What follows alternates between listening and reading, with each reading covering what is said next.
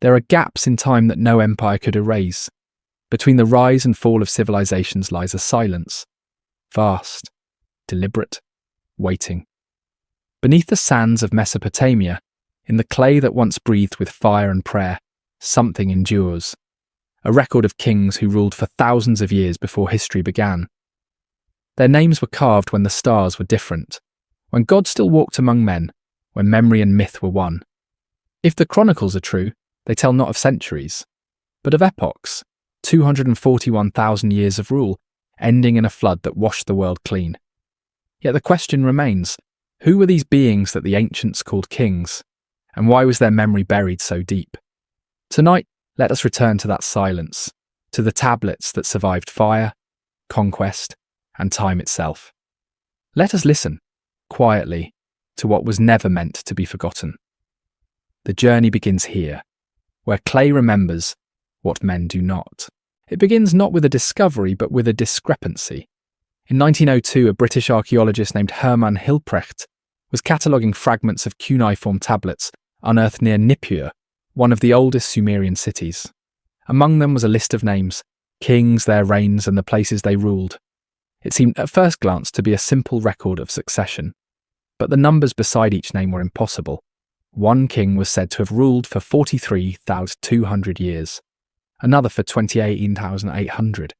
The total span stretched beyond reason, 200 years in all.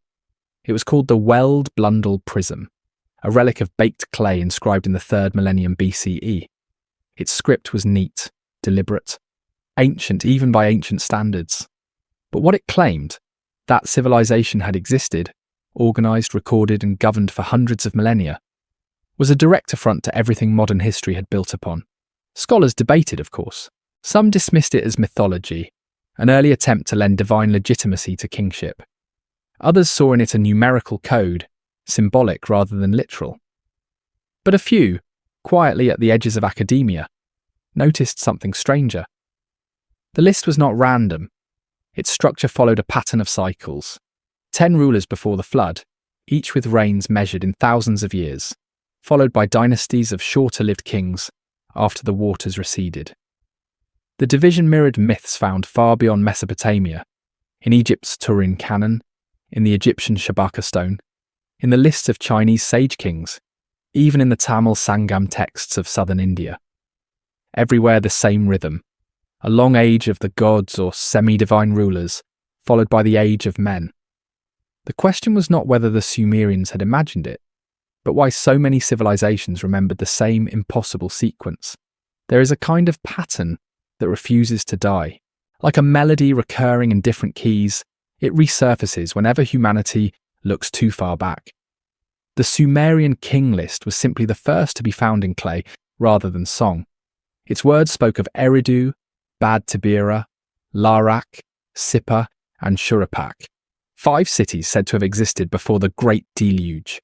Excavations would later confirm that all 5 were real.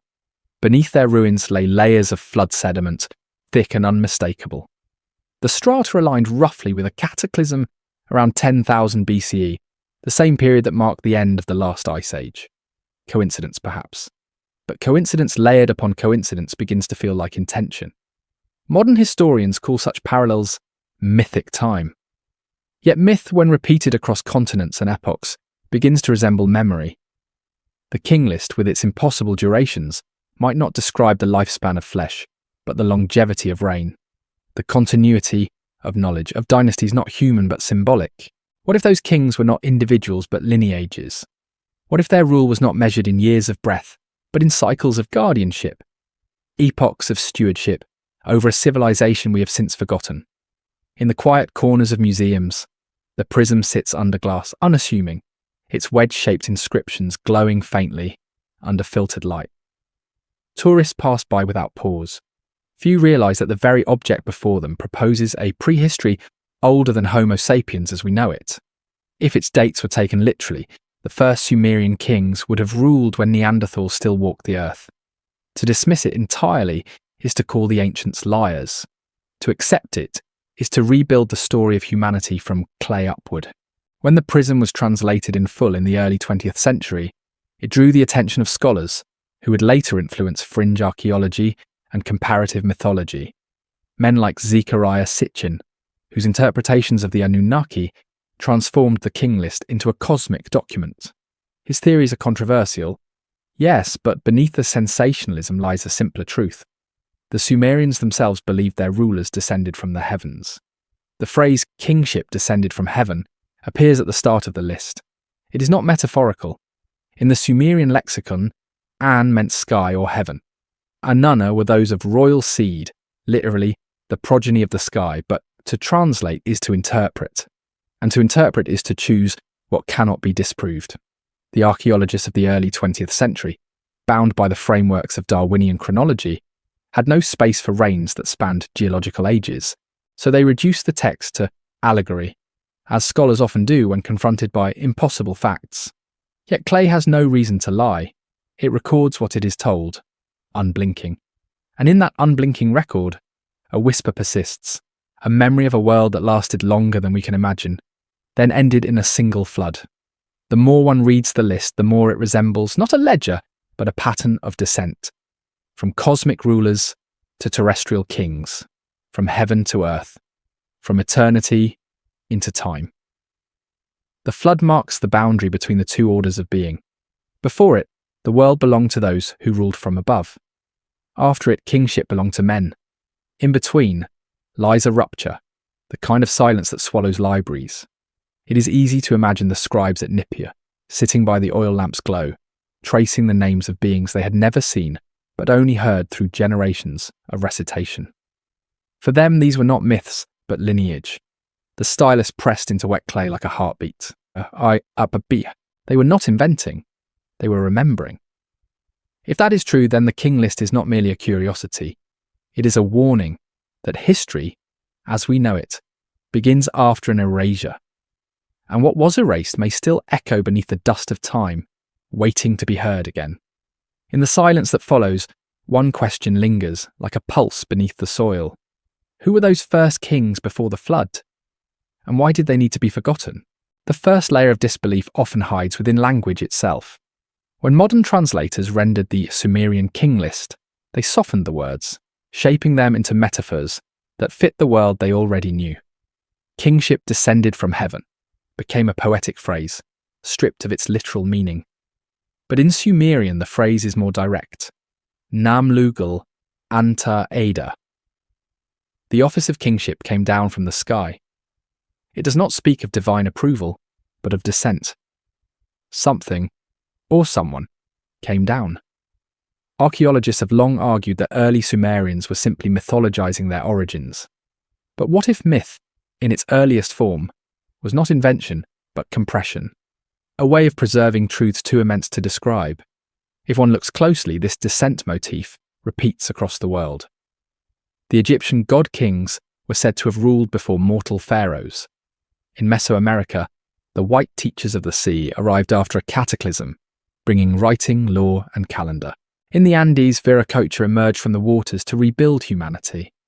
In the Vedas, divine beings governed the world before the present human age. These stories do not copy one another. They echo from something deeper, perhaps a single lost event refracted through many tongues. The Sumerian scribes who etched the King List into clay may not have known what truly lay behind their words. They were working from fragments, chants, and records older than their own civilization. The oldest layers of Sumerian culture, after all, appear suddenly, fully formed. The wheel, writing, metallurgy, irrigation, mathematics, even an understanding of celestial motion, all appear without clear developmental ancestors. To this day, archaeologists struggle to explain why. Every known civilization leaves a trail of trial and error, broken prototypes, primitive precursors. But in Sumer, there are none. The city-states of Eridu and Uruk emerged like a sunrise, complete, structured, intelligent. In the 1920s, Sir Leonard Woolley excavated Eridu, the city the Sumerians themselves called the first on Earth. Beneath its ziggurat, he found layer after layer of older structures, going back nearly 8,000 years. At the lowest stratum, he reached a layer of clean silt, evidence of a massive flood that had wiped everything before it away. Below the floodline lay pottery and brickwork of a civilization even older, lost beneath the waters of prehistory.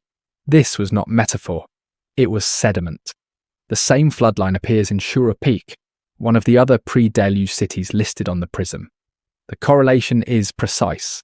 Both cities, both destroyed by water, both reoccupied after the same catastrophic event.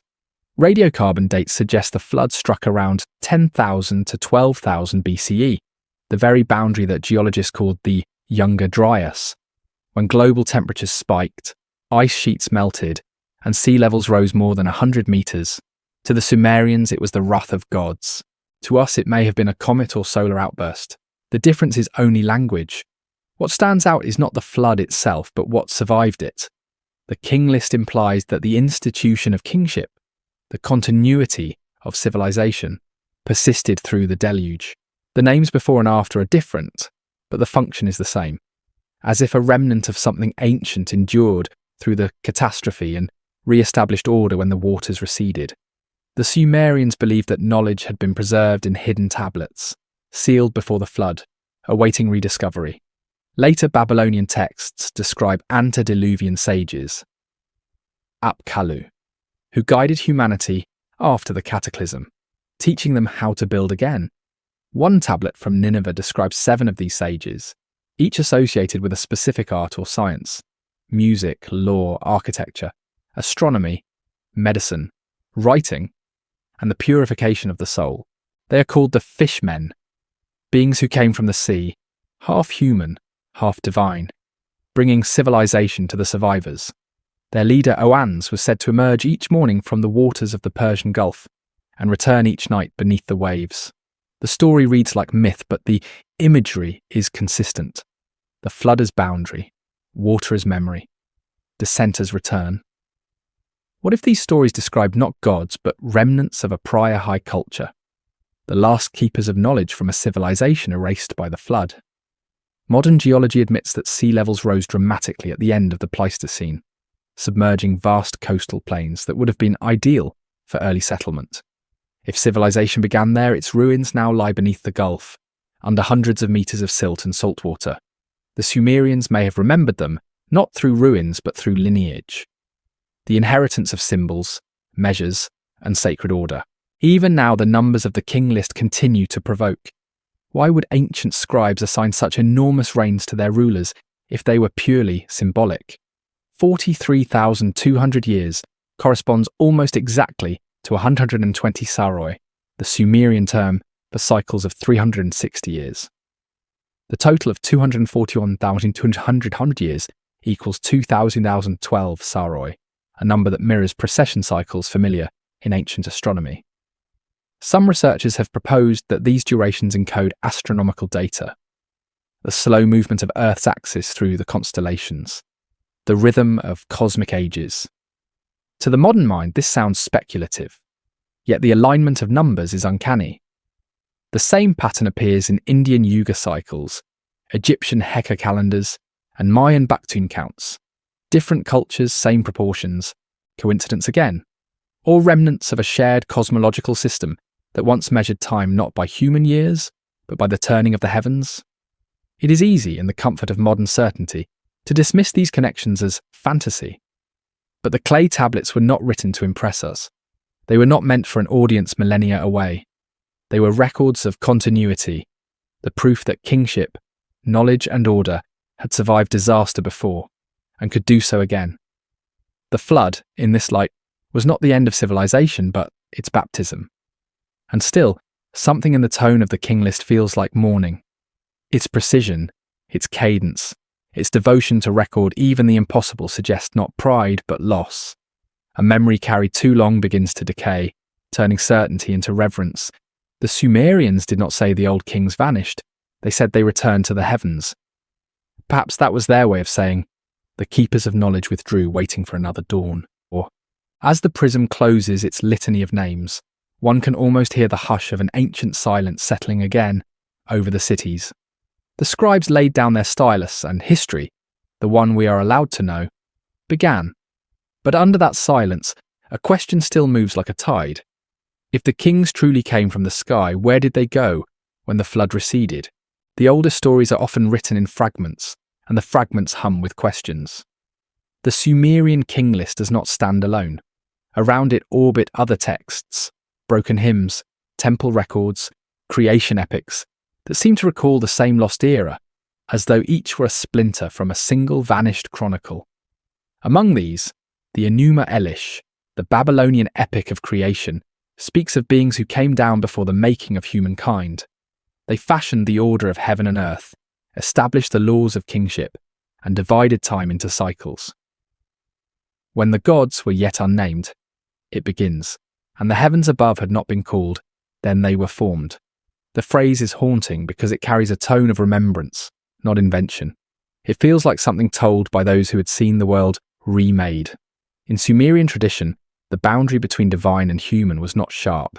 The earliest kings, the Lugal, were intermediaries, chosen not for their power but for their alignment with the cosmic order.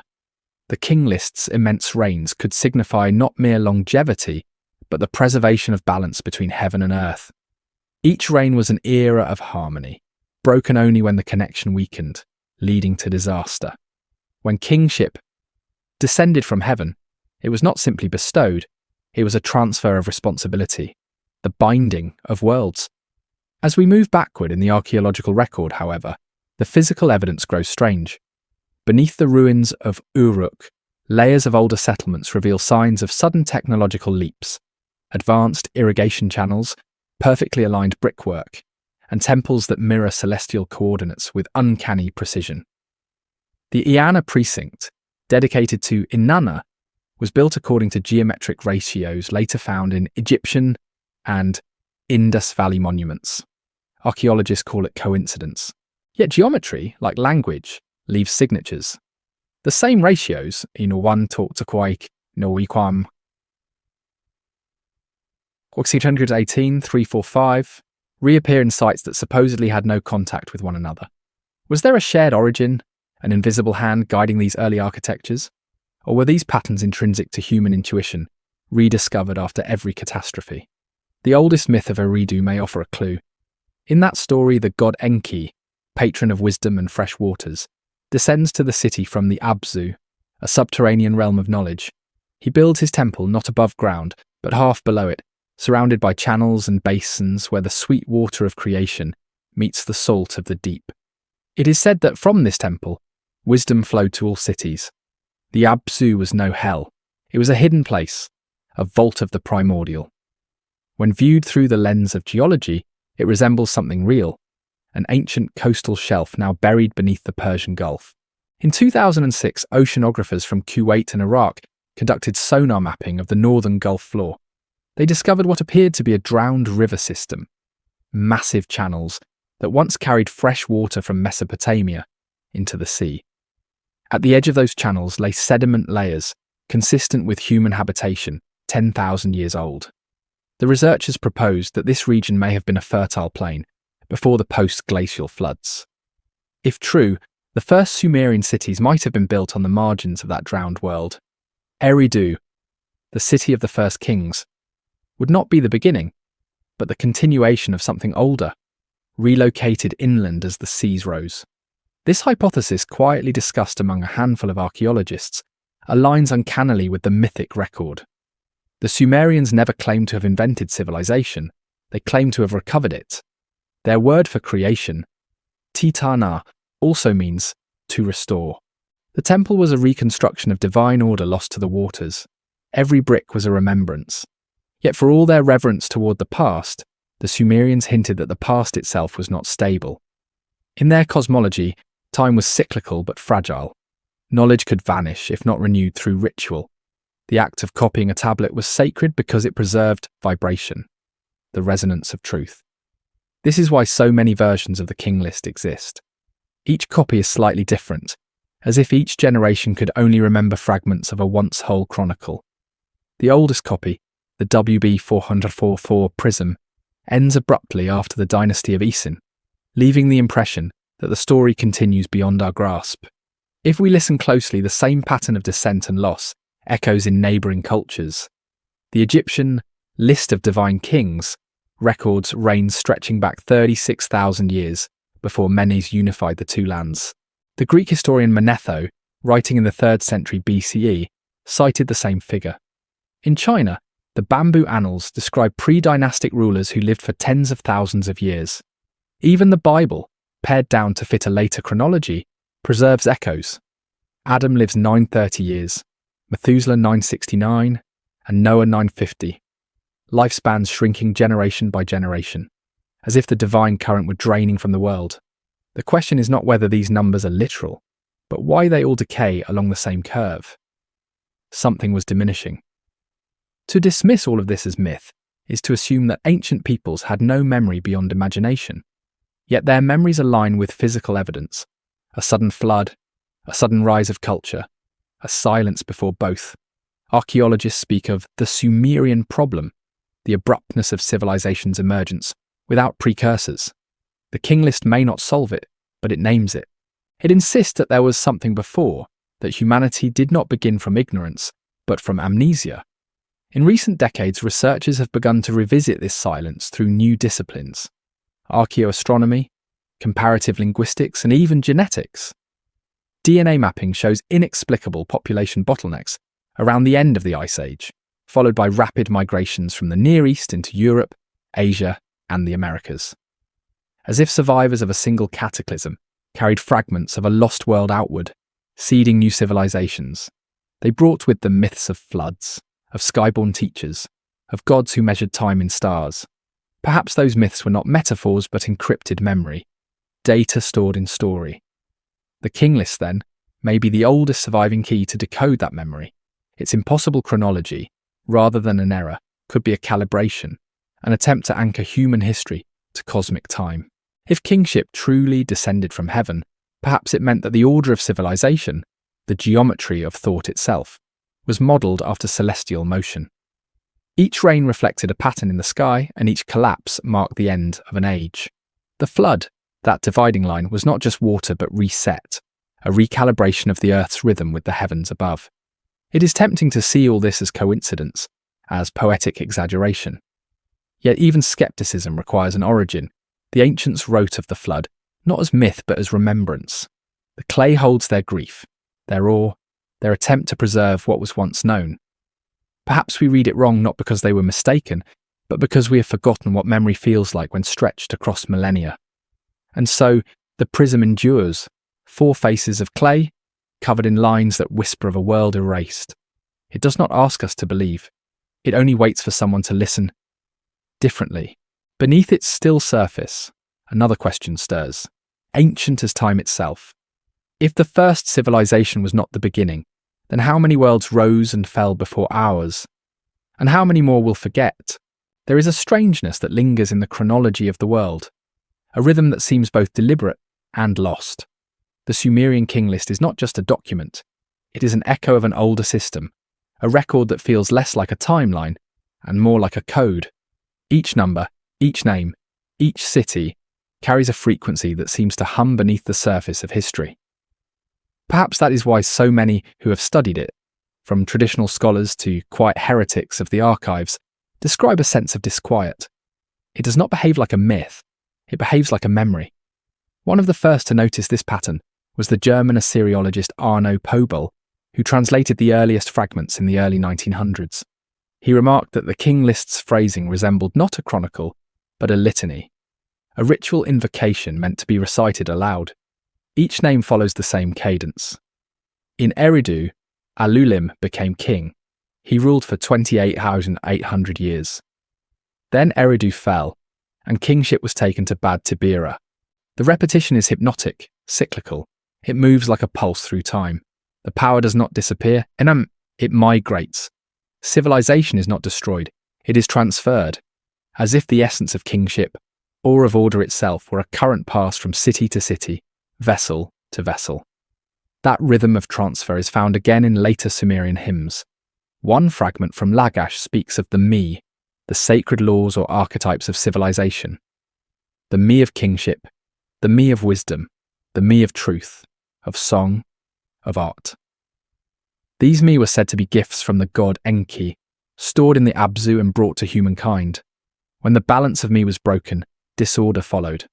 Floods, famine, collapse. What the King List records may therefore not be lifespans at all, but the duration of eras in which the me were intact, when the pattern of the world was still aligned. Across the world, other traditions speak the same language in different forms. In India, the Yuga cycles describe 4 successive ages, each shorter and more corrupt than the last. In Greece, Hesiod spoke of 5 ages of men, from the golden to the iron, each marked by a decline in virtue and understanding. In Mesoamerica, the 5 suns recount worlds destroyed and remade by fire, wind, and flood. The parallels are too consistent to ignore. They all describe a descent, not from gods to men, but from alignment to forgetfulness. And yet, buried within these descents lies a recurring promise that what was lost can return.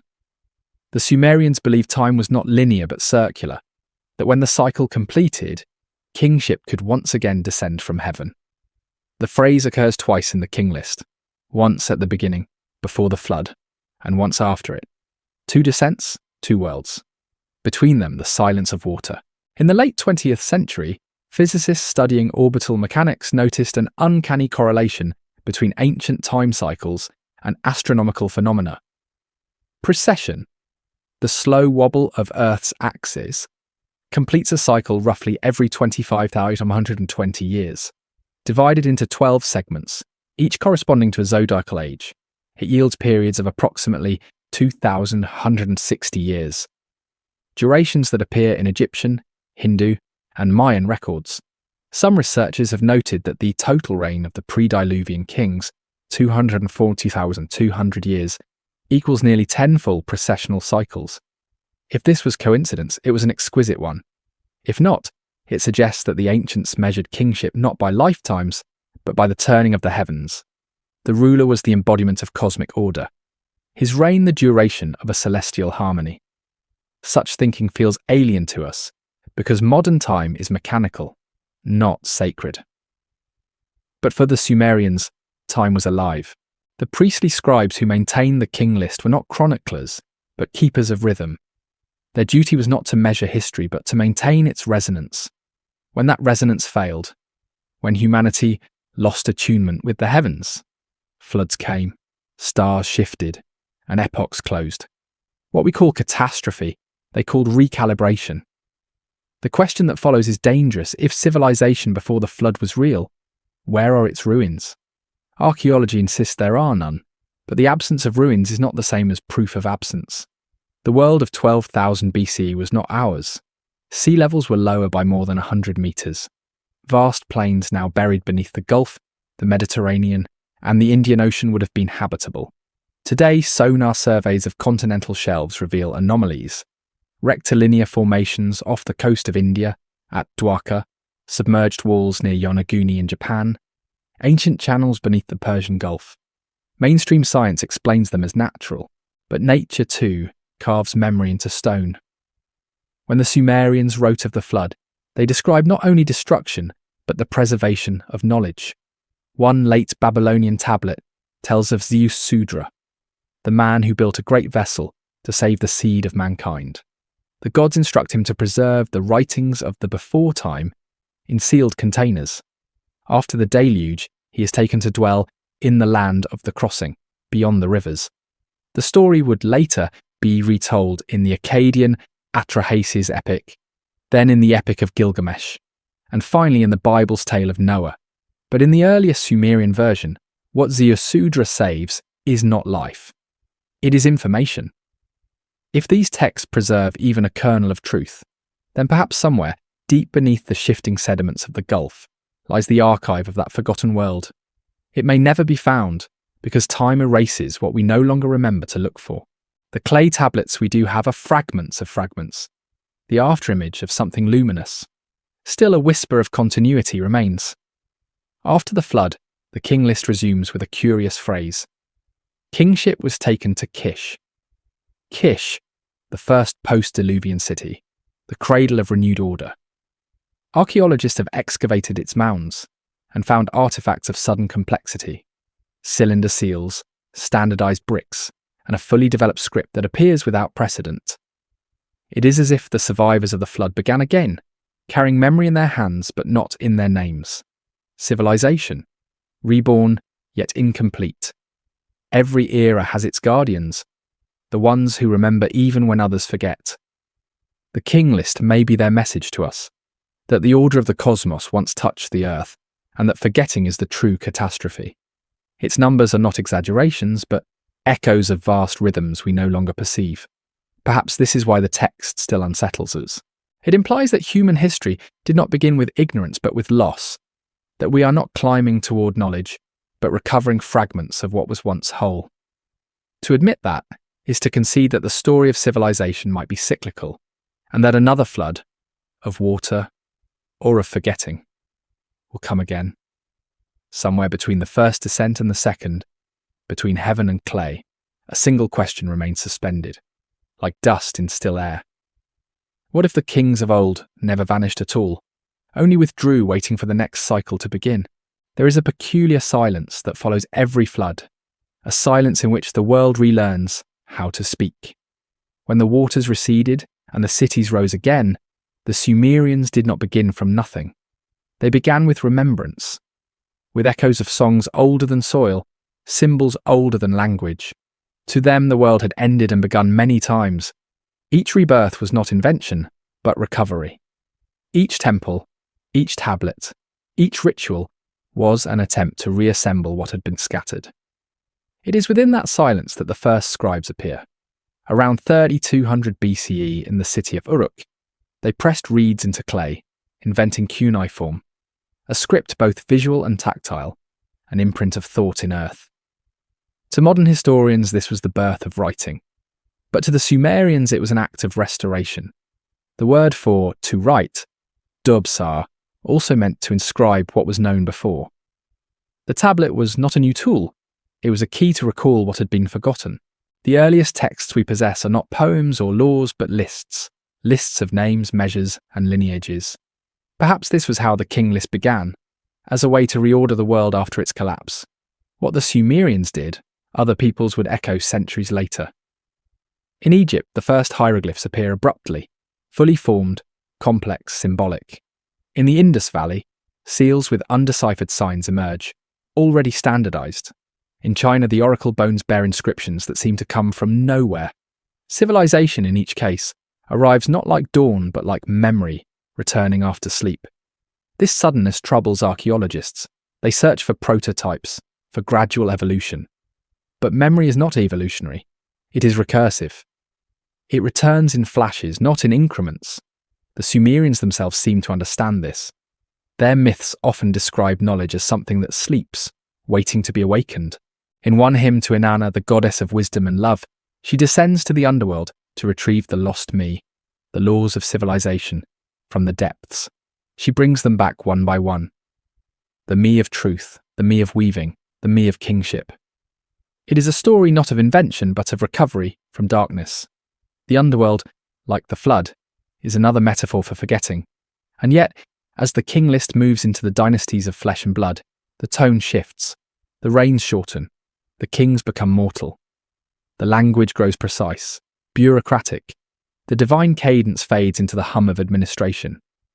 Perhaps this is the first sign of decline, the loss of continuity between heaven and earth.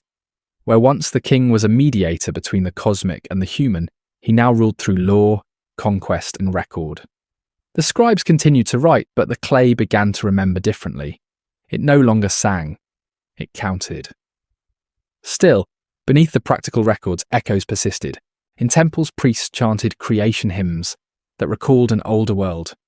In the Kesh temple hymn, the goddess Ninhursag is praised for laying the foundations of cities when mankind had not yet been created. In the instructions of Shurapak, one of the earliest moral texts, a father warns his son of a time when the flood will sweep you away. Even everyday wisdom carried memory of disaster. The past was never gone. It was embedded in language itself. As archaeology advanced in the 19th and 20th centuries, scholars began to notice something uncanny. The King List, though written in the 3rd millennium BCE, described cities whose ruins lay buried under later layers, some beneath meters of flood silt. The sequence of those cities matched geological strata. The text, it seemed, remembered geography that had been erased for millennia. This accuracy unsettled those who wished to call it pure myth. It was as if the list had been copied and recopied from a record far older than any surviving city. There are moments when clay speaks louder than stone. In the museum at Oxford, where the welled Blundell prism rests, the inscriptions are faint but unbroken. Its four sides gleam with the patience of millennia. Scholars have scanned, translated, debated it endlessly. But the prism itself does not argue. It waits. It endures. Perhaps that is its lesson. That endurance is a form of truth. Modern interpreters, such as Samuel Noah Kramer, called Sumer the first civilization. Yet even Kramer, a man of evidence, admitted the mystery of its completeness. "There is no prehistory of Sumer," he wrote. "It appears already adult." To explain this, some scholars suggested lost antecedents, proto-cultures that vanished beneath the Persian Gulf. Others invoked diffusion from older centres, perhaps from the Anatolian highlands, or even from beyond Mesopotamia. But each theory returns to the same blank wall, the suddenness of beginning. Civilization, it seems, started with memory rather than invention. This raises another, more difficult question. What if our definition of civilization is too narrow? What if the builders of the pre-flood world did not leave cities of stone because their achievements were of another order, one we would not recognize as technology at all? The Sumerians credited their early kings with creating the foundations of the heavens and the earth, with setting in place the divine measures by which all things were balanced. These are not architectural terms. They are cosmological. Perhaps what was lost was not structure, but understanding. The harmony between human and cosmos. The philosopher Mircea Eliade once wrote that all ancient rituals aim to reenact the moment of creation, to re-enter sacred time. To the Sumerians, writing the King List may have been exactly that.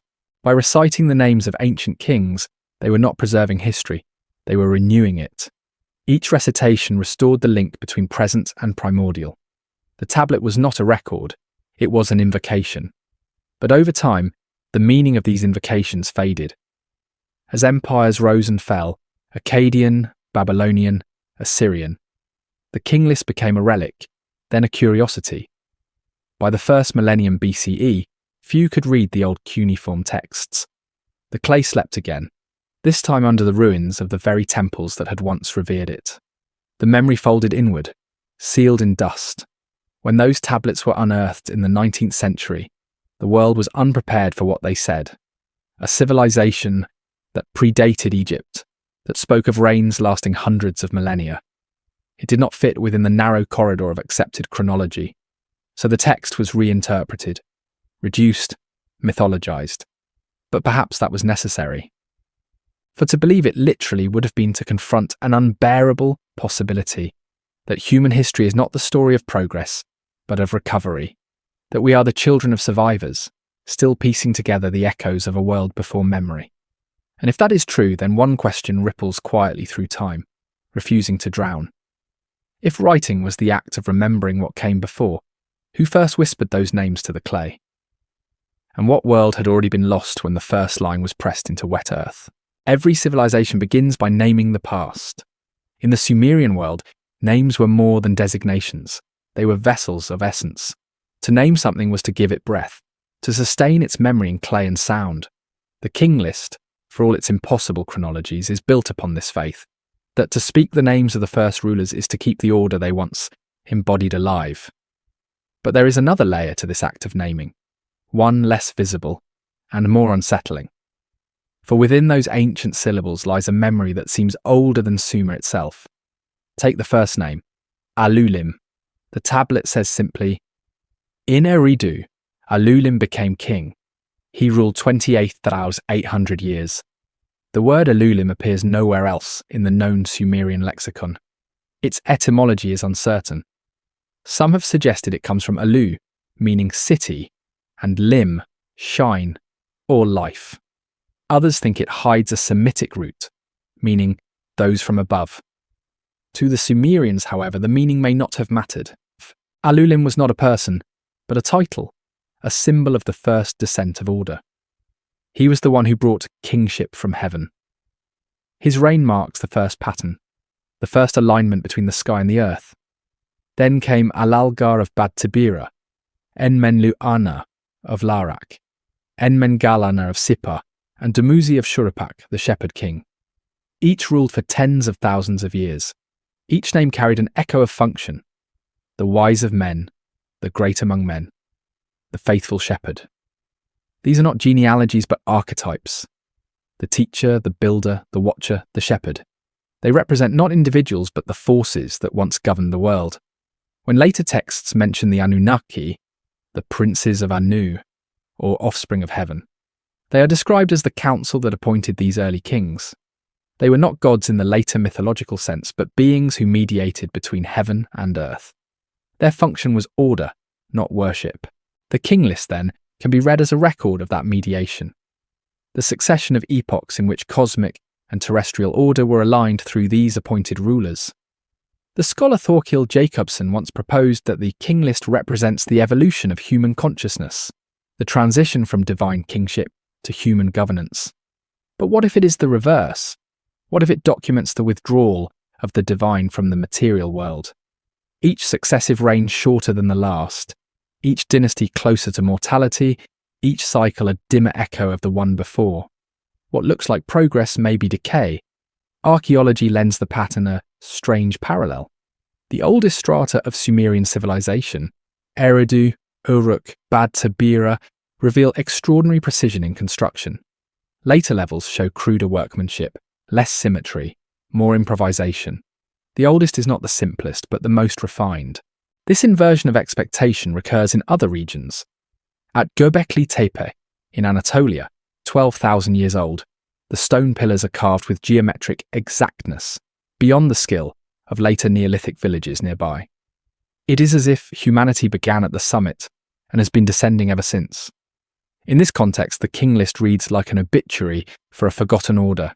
Its long reigns are not boast but lament, a recognition that the harmony of the old world was enduring because it was aligned with something higher. When that alignment broke, whether through cataclysm or corruption, time itself fractured. Longevity became brevity. Memory became myth. There is a story, found in a late Sumerian fragment, of a meeting between the last of the pre-flood kings and the priest of Eridu. The priest asks why the gods are withdrawing.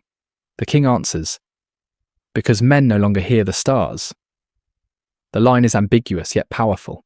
It suggests that the link between humanity and cosmos was not external, but internal. A capacity for resonance that, once lost, could not be regained. The flood in that sense was not punishment but consequence. If kingship was a bridge between heaven and earth, then the flood was the collapse of that bridge.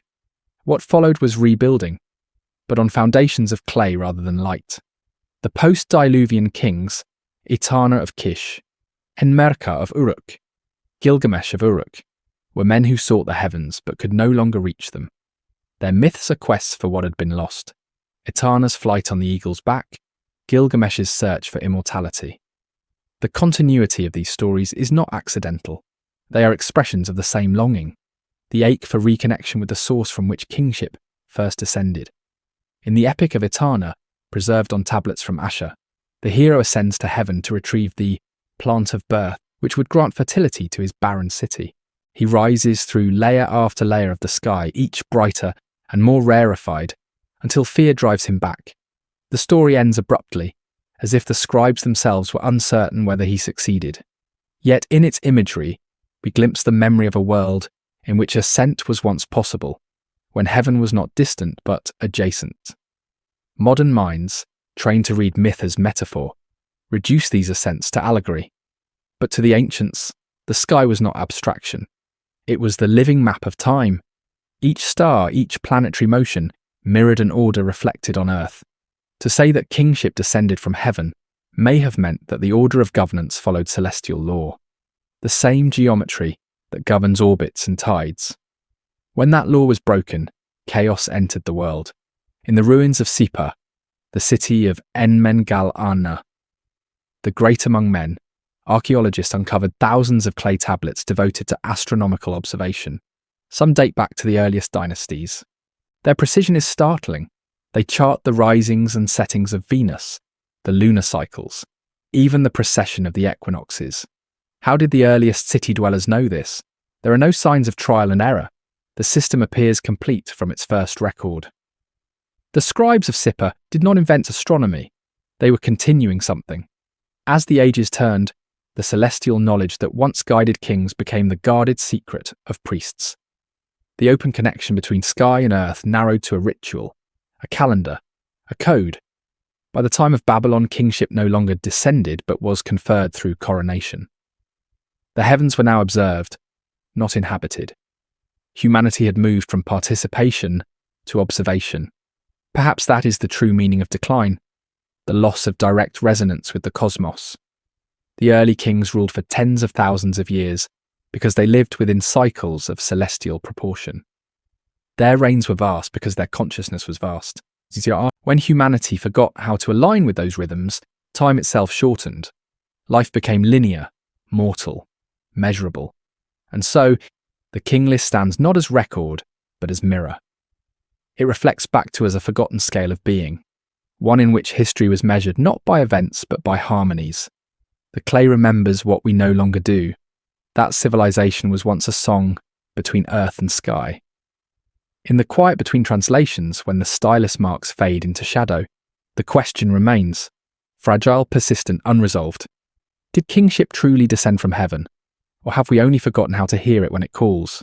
The deeper one descends into the Sumerian record, the more it feels like listening to an echo from another dimension of time, an order of being that once ran parallel to ours, but slowly drifted away.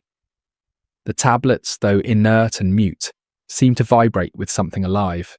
It is the sensation of standing at the edge of continuity, the faint hum of a civilization that remembered more than it explained. By the time the King List reaches its later dynasties, the world it describes has already changed. The long ages have ended. The divine cadence has faded into the arithmetic of kings and wars. But sometimes between the lines, a trace of the old order still gleams, like sunlight caught in dust. In one version of the King List, after the flood and the founding of Kish, a phrase appears that does not exist in others. The black-headed people were created. The term black-headed was how the Sumerians referred to themselves, Sag-Giga. Scholars have long debated whether this line was metaphorical or literal, but its placement is telling. Humanity, as we know it, appears only after the flood, after the reign of the antediluvian kings has ended. The sequence suggests not continuity, but recreation. The flood is not only the end of an age, it is the resetting of a species. This theme recurs across the ancient world. In the Egyptian Hermopolitan creation myth, the world is reborn after the primeval waters subside. In Mesoamerican legend, 4 worlds are destroyed before the 5th, the present, emerges. The Popol Vuh describes successive attempts to create humankind, from mud, from wood, from maize. Each failed until the final version could remember the gods. The Sumerians too spoke of earlier creations that did not last. In a fragment from Eridu, the god Enki forms beings from clay to serve the divine, but when the flood comes, only a few survive. Those who could speak, those who could write. Writing, in this sense, becomes the seed of continuity. This may explain why, for the Sumerians, writing and kingship were inseparable. The king was not merely a ruler, he was the living archive of cosmic order. To rule meant to remember. Each generation of kings inherited not only power, but knowledge, encoded in symbols, tablets, rituals. When a dynasty fell, it was said that the me were stolen. That phrase, simple and recurring, carries profound meaning. The loss of sacred order, the fracturing of memory. But even as memory decayed, something endured.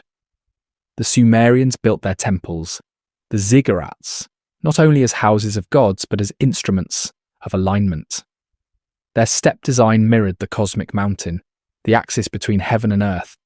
The ziggurat of Uri, for instance, was oriented to the solstices and the rising of Venus, the planet associated with Inanna. The temple was both calendar and compass. Standing atop it, the priest-king could observe the heavens as though communing with the divine. Each dawn, each star's return was a reminder that time itself was cyclical and sacred. To a modern observer, these structures seem primitive compared to the technologies of our age. But to the ancients, they were not monuments, they were mechanisms. They linked the rhythms of the earth with the geometry of the sky. Perhaps this is why kingship was said to descend. The king was not chosen by divine whim. He was chosen because his reign coincided with celestial harmony. When that harmony failed, dynasties collapsed. The stars dictated the fate of cities. The oldest ziggurat at Eridu was rebuilt at least 16 times on the same foundation. Each reconstruction followed a precise orientation to the cardinal directions, as though the builders were maintaining a cosmic alignment rather than expanding a city. Beneath its final layers, archaeologists found burnt offerings, inscribed tablets, and the remains of what appeared to be a ritual pit filled with bitumen and crushed shells. Some believe it symbolized the Absu, the subterranean sea from which wisdom arose. The temple's constant rebuilding over thousands of years feels less like architecture than remembrance, a ritual of anchoring heaven to earth again and again, as if afraid the connection might fade. Perhaps it already had, for by the time of the first post-flood dynasties, kingship had become political, and the gods more remote. The sacred language of vibration, once sung in the temples, began to calcify into liturgy. The stylus replaced the voice, clay replaced breath, and yet, every time a scribe pressed his wedge into wet earth, he was repeating an act first performed in myth, shaping sound into permanence, trapping memory in matter. Writing, to the Sumerians, was a kind of resurrection. There is an old theory, half dismissed, half whispered, that the King List's numbers encode not only years, but frequencies. 43,200, 28,800, each divisible by sacred ratios found in music and planetary motion. If so, the reigns may not measure time but resonance, how long each age remained in tune with the cosmic chord. When the chord broke, the flood followed. When the chord was restored, kingship descended anew. Civilization, seen this way, is not linear but harmonic. It rises and falls according to how well it vibrates with the universe. This perspective finds strange echoes in modern science. Physicists now describe reality not as solid matter, but as fields of vibration, frequencies interlacing to create form. String theory speaks in its own language of a cosmos composed of resonance. Perhaps the ancients understood this intuitively. Their myths are full of sound, the divine word, the song of creation, the music of the spheres. To them, existence was a harmony maintained through ritual and remembrance. To forget was to fall out of tune. The King List, in its solemn litany of names, may be more than a history. It may be a notation, a score for the lost symphony of the world. Each reign a movement, each flood a rest, each rediscovery a return to the theme. If this is so, then the document is not finished. We are still within its composition, still adding lines to the clay with our own unknowing hands. When the last of the tablets were buried, the Sumerian language was already fading. It would survive only as a sacred tongue, recited by priests who no longer understood it fully. But sound carries memory, even when meaning is lost. The chants of those forgotten temples, the vibrations of their hymns, may still echo faintly in the frequencies of the earth itself. Modern instruments detect resonances deep beneath the Mesopotamian plains, oscillations in the soil at patterns too regular to be random. To science, they are seismic murmurs. To the ancient mind, they would have been the heartbeat of the gods. And so each fragment of clay is more than artifact. It is a tuning fork from another age, a reminder that memory is not kept in words alone, but in vibration, in rhythm, in the way time itself breathes. Perhaps that is why the King List endures, because even buried, even broken, it still vibrates faintly with the memory of the world before the flood. And in that vibration, barely audible but endlessly persistent, a question still trembles across the ages. What if the sound of creation never ceased? Only our ability to hear it. To read the Sumerian King List is to look through a window whose glass has darkened with time. What lies beyond is not lost. It is simply dimmed, as though history itself were seen through the murk of deep water. Each line of cuneiform is a ripple upon that surface, distorting what was once clear. Beneath it, the ancient world still moves, still hums, still remembers. And though the King List appears to end with the ordinary, wars, reigns, dynasties, it continues to whisper of something extraordinary, that humanity itself is not the author of its beginning. There is a curious passage in the Enki and the World Order tablet, describing how the god of wisdom assigns the me of kingship to Eridu and sets the plough, the lyre and the word in place. The verbs are gentle: set, place, assign, as though civilization were not invented but arranged, tuned, as one might tune an instrument. Enki's act is not creation in the sense of fabrication, but in the sense of reordering, reharmonizing what already exists. This distinction matters. It suggests that civilization, to the Sumerians, was not a novelty of humankind, but a restoration of divine structure after disruption. The King List aligns with this worldview. It begins not with the birth of kingship, but with its descent. And descent implies height. Something above had to lower itself. For centuries, interpreters have debated what this means. To theologians, it was metaphor, the divine bestowal of order upon chaos. To others, archaeologists, linguists, and a few unorthodox historians, it suggested contact, transmission, or inheritance from an unknown source. But for the Sumerians themselves, the phrase needed no elaboration. It was simply the truth. Kingship came from heaven, as surely as rain came from clouds. One fragment from Nippur, often overlooked, elaborates on this descent. It reads, "Then from the bright abode of Anu, the watchers came, carrying the tablets of destiny. They placed them in the temple of Eridu, and kingship was established." The watchers appear again in later Akkadian and Hebrew texts, the Apkallu of Mesopotamia, the Irin of the Book of Enoch, the sons of God who mingled with the daughters of men. Their names shift, but their function remains constant. Intermediaries, bearers of forbidden knowledge, punished for transgressing the boundary between divine and human. The pattern is unmistakable: descent, transmission, catastrophe, and erasure. If myth is a code, this one is remarkably consistent. The pre-flood kings, guided by the Watchers or the Anunnaki, preserve the knowledge of heaven upon the earth. Their reigns last tens of thousands of years, ages of equilibrium. But equilibrium breeds pride, and pride leads to rupture. The flood in this sense is both consequence and mercy, a purging of imbalance, yet not all was destroyed. The myths insist that fragments of the divine knowledge survived, in hidden tablets, in secret schools, in the bloodlines of chosen kings. There is archaeological evidence, faint but provocative, that gestures towards such a continuity. Beneath the ruins of Uruk and Eridu, beneath the layers of flood sediment, lie artifacts that do not fit the timeline. Tools made with techniques absent from later strata, anomalous metallurgy, beads carved from minerals not native to Mesopotamia. These are rarely discussed in textbooks. They are anomalies, which means they are set aside. But if the King List is true, they may be remnants of the earlier cycle, a civilization erased, not primitive but complete, leaving only shards for its descendants to rediscover. The same pattern appears beyond Mesopotamia. Off the coast of India, near the drowned city of Dwarka, sonar has revealed grid-like formations dating to around 9500 BCE, precisely when the flood myths placed their deluge. In the Caribbean, beneath the silt of the Yucatan Channel, lie massive limestone blocks, aligned to cardinal directions. Off the coast of Japan, the Yonaguni monument rises from the seafloor in tiered platforms and stairways, eerily reminiscent of ziggurats. Each culture calls these formations natural, yet nature, if viewed across geological time, is capable of remembering too. What unites these discoveries is not proof but pattern, the same pattern that pulses through the King List. Rise, order, fall, remembrance. The world ends, yet it does not. Something always survives.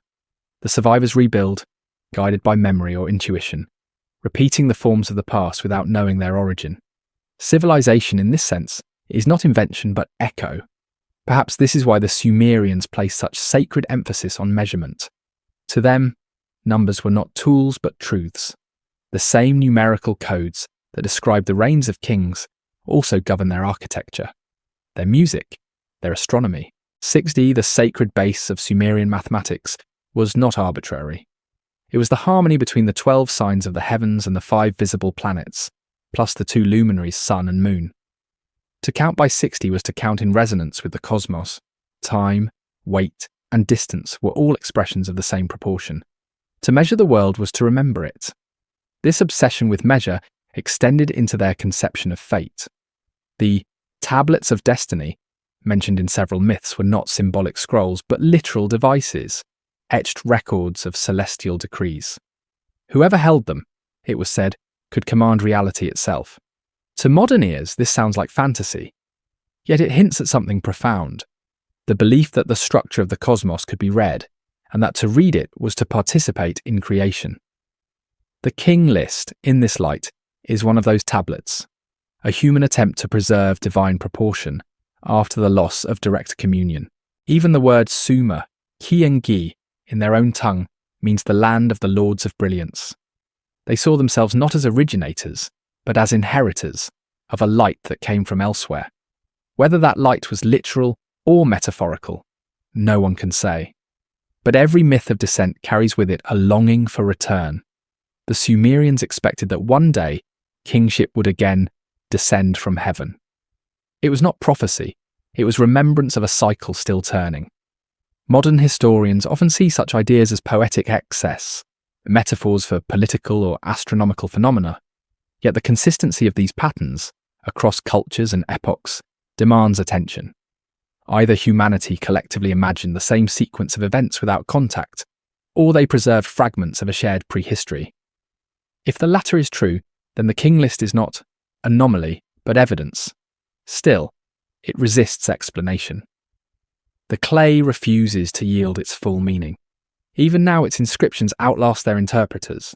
Perhaps that is as it should be, for if the King List is what it claims, a record of divine descent and human amnesia, then its purpose is not to convince, but to remind.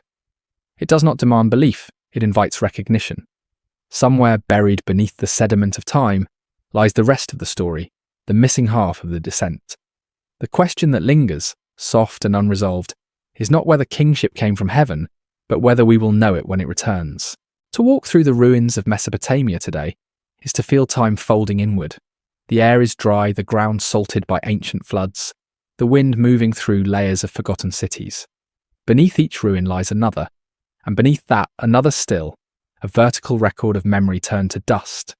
Eridu, Uruk, Nippur, Lagash. Their names sound like chords in a broken scale, the remnants of a music the earth once played. Yet even now, the soil yields fragments, clay tokens, seals, inscriptions, small proofs that the ancients did not dream their grandeur. They built it, lived it, and then watched it vanish. The Sumerians believed that when a civilization dies, it does not disappear. It retreats underground. Their word for the underworld, Kür, did not mean hell, but the place below, the shadow realm where knowledge and power sleep until they are needed again. To descend into Kür was not damnation, it was initiation. Perhaps that is why so many of their myths take the form of descent. Inanna descends to the underworld to face her shadow. Dumuzi descends in her place to preserve balance. Even Enki, the god of wisdom, sends emissaries below to retrieve the me, the divine laws that sustain life. The motif repeats endlessly: the descent, the silence, the return. It is hard not to see the King List as a reflection of this cycle. Kingship itself descends, disappears, and descends again. Each descent marks the beginning of a new age. Each flood, a return to the underworld. The world doesn't end, it sleeps. Humanity does not fall, it forgets. Every civilization, in this pattern, is an awakening from the dream of the last. But what sleeps beneath? That question has haunted archaeologists and mystics alike for a century. When Woolley dug at Ur, he uncovered a layer of sterile silt nearly 3 meters thick, a flood stratum that separated 2 distinct civilizations. The lower layer contained pottery and tools of an advanced Neolithic culture. The upper, the artifacts of the first Sumerian city. Between them, the silence of mud. It was as though an entire world had been buried alive. Woolley, though cautious, called it the flood. Yet even he admitted the unease it inspired. There was something, he wrote, a sense that beneath the last layer of brick, another kind of history lay waiting. That other history may never be excavated by hand, but its shadow lingers in the texts. The Sumerians spoke often of the 7 sages, the Apkallu, who brought wisdom to humankind after the flood. Each was half fish, half man, dwelling in the sea by day and walking among men by night. Their names are recorded: Uwana, Uwanaduga, Enmeduga, Enmegalama, Enmebuluga, Anenlilda, Utuabzu. The first of them, Uwana, he who completes the plans of heaven and earth, is the same figure the Greeks would later call Oannes. To the Babylonians, he was the teacher of civilization, lawgiver, astronomer, and builder of cities. Berossus, a Babylonian priest writing in the 3rd century BCE, preserved their legend. He claimed that the sages emerged from the Persian Gulf, bringing writing, mathematics, and agriculture to humankind. They instructed, not ruled, and when night fell, they returned to the depths. Berossus insists that these were not allegories but beings of the substance of both heaven and sea. His account was dismissed by later scholars as fantasy, yet the myth aligns perfectly with the King List, knowledge descending from above, or perhaps from beneath. If the Apkallu were the bridge between worlds, then their disappearance marked the final severing of heaven and earth. After them came kings who were no longer sages, but warriors. The tone of the texts changes. The language of resonance gives way to the language of conquest. The divine rhythm fractures into history. Still, even in those later records, the memory of descent persists. The temple of Eanna at Uruk, the same that Enmerkar rebuilt after the flood, was described as a place where the bond of heaven and earth is tied. Its very name, Eanna, means house of heaven. According to myth, this was the site where the goddess Inanna first received the Emi from Enki, establishing the arts and sciences anew. Each city-state had its own sacred axis, its own attempt to recreate the lost link. The ziggurats in their rising terraces were not monuments to gods, but stairways for their return. When archaeologists mapped the foundations of these temples, they found that many aligned with astronomical precision, orientations towards solstice points, star risings, and lunar nodes. The builders were not guessing. They were restoring a pattern. To construct a temple was to realign the earth with the heavens. It was a ritual geometry, a reenactment of kingship's descent. Modern science sees in these alignments a pragmatic purpose: calendars, agricultural timing, navigation. But for the Sumerians, function and sanctity were the same. To measure the stars was to remember the order of creation. The king, the scribe, and the priest all participated in this remembering. Their work was a single act, maintaining resonance. As time passed, however, the resonance faltered. The later kings of Uruk, and Lagash ruled in fragments of the old harmony. They waged wars in the name of forgotten gods, built temples they no longer understood, and wrote hymns that repeated the words but not the meaning. The descent had become myth, the cycle, history. And yet through that decay, something extraordinary survived. The conviction that kingship itself was not human property, but a sacred current that could be lost or regained. This belief became the heart of Mesopotamian political theology. Every coronation ritual began with the phrase, "Let kingship descend anew." Even in Babylon thousands of years later, when the gods had multiplied and the world had moved on, the same words were whispered. The ritual preserved what memory had lost. If we follow this current beyond Sumer, it flows quietly through later civilizations. The Egyptian pharaohs called themselves sons of Ra, inheritors of divine kingship that once shone upon the world. The Hebrew prophets spoke of a covenant descending from heaven to restore order after chaos. The Greek philosophers imagined an age of Kronos when gods and men lived together, followed by ages of decline. Each tradition is an echo of that same descent, translated into the language of its time. The Sumerian King List, then, is not an isolated artifact, but the seed of an idea that shaped millennia. That history is not invention but recovery. That time is not progress but return. The flood is not the end, it is the breath between cycles. The world dies only to remember itself. Standing among the ruins of Eridu, where Alulim once reigned for 28,800 years, the desert hums faintly at dusk. The wind moves over the foundations of temples that once reflected the stars. The silence is immense but not empty. It feels somehow expectant. as if the earth too were waiting for something to descend again. And in that stillness, one thought arises, soft as the shifting sand. Perhaps the flood never ended. Perhaps we are still beneath its waters, dreaming the memory of kings who once knew how to walk between heaven and clay. The older stories never end. They recede like tides. The Sumerian King List, read from beginning to end, gives the illusion of conclusion. Dynasties rise and fall, floods come and go, the clay dries, the stylus is set aside. Yet the last line of the prism feels unfinished. It ends not with closure but with pause, as though the writer stopped mid-breath. Perhaps that is the point. For to the Sumerians, history was not a line but a spiral, and every end was simply the beginning of a forgotten curve. By the time the final versions of the King List were copied, Sumer had long since vanished. Its cities had turned to dust, its gods absorbed into new pantheons, its language a dead tongue whispered only by priests in Babylon. But the story endured. The Akkadians, the Assyrians, the Babylonians, all kept the same refrain. Kingship descends, is lost, and descends again. They could not let go of the idea that power itself was cyclical, governed by forces greater than men. It was not human ambition that built empires. It was the echo of a rhythm older than civilization. In the ruins of Nippur, among the archived tablets of a temple library, archaeologists discovered a strange fragment sometimes called the Chronicle of the Erased Kings. It mirrors the King List but includes an additional line. Before Eridu, there were those whose names were unspoken, who ruled in the dark. The meaning is obscure. It could refer to mythic beings or forgotten tribes, or perhaps to a memory so ancient it no longer had words. The line was crossed out by a later scribe, erased deliberately. Yet even an erasure leaves a trace. It is as if the text itself acknowledged the existence of a prehistory that could not be permitted to survive in record. The Sumerians may not have been the first. They may have been the last inheritors of something older. Their own legends say as much. In the instructions of Shurapak, the father warns his son, "These are the words from before the flood, from those who came before us." The phrasing suggests not invention, but continuity, an unbroken thread stretching across disaster.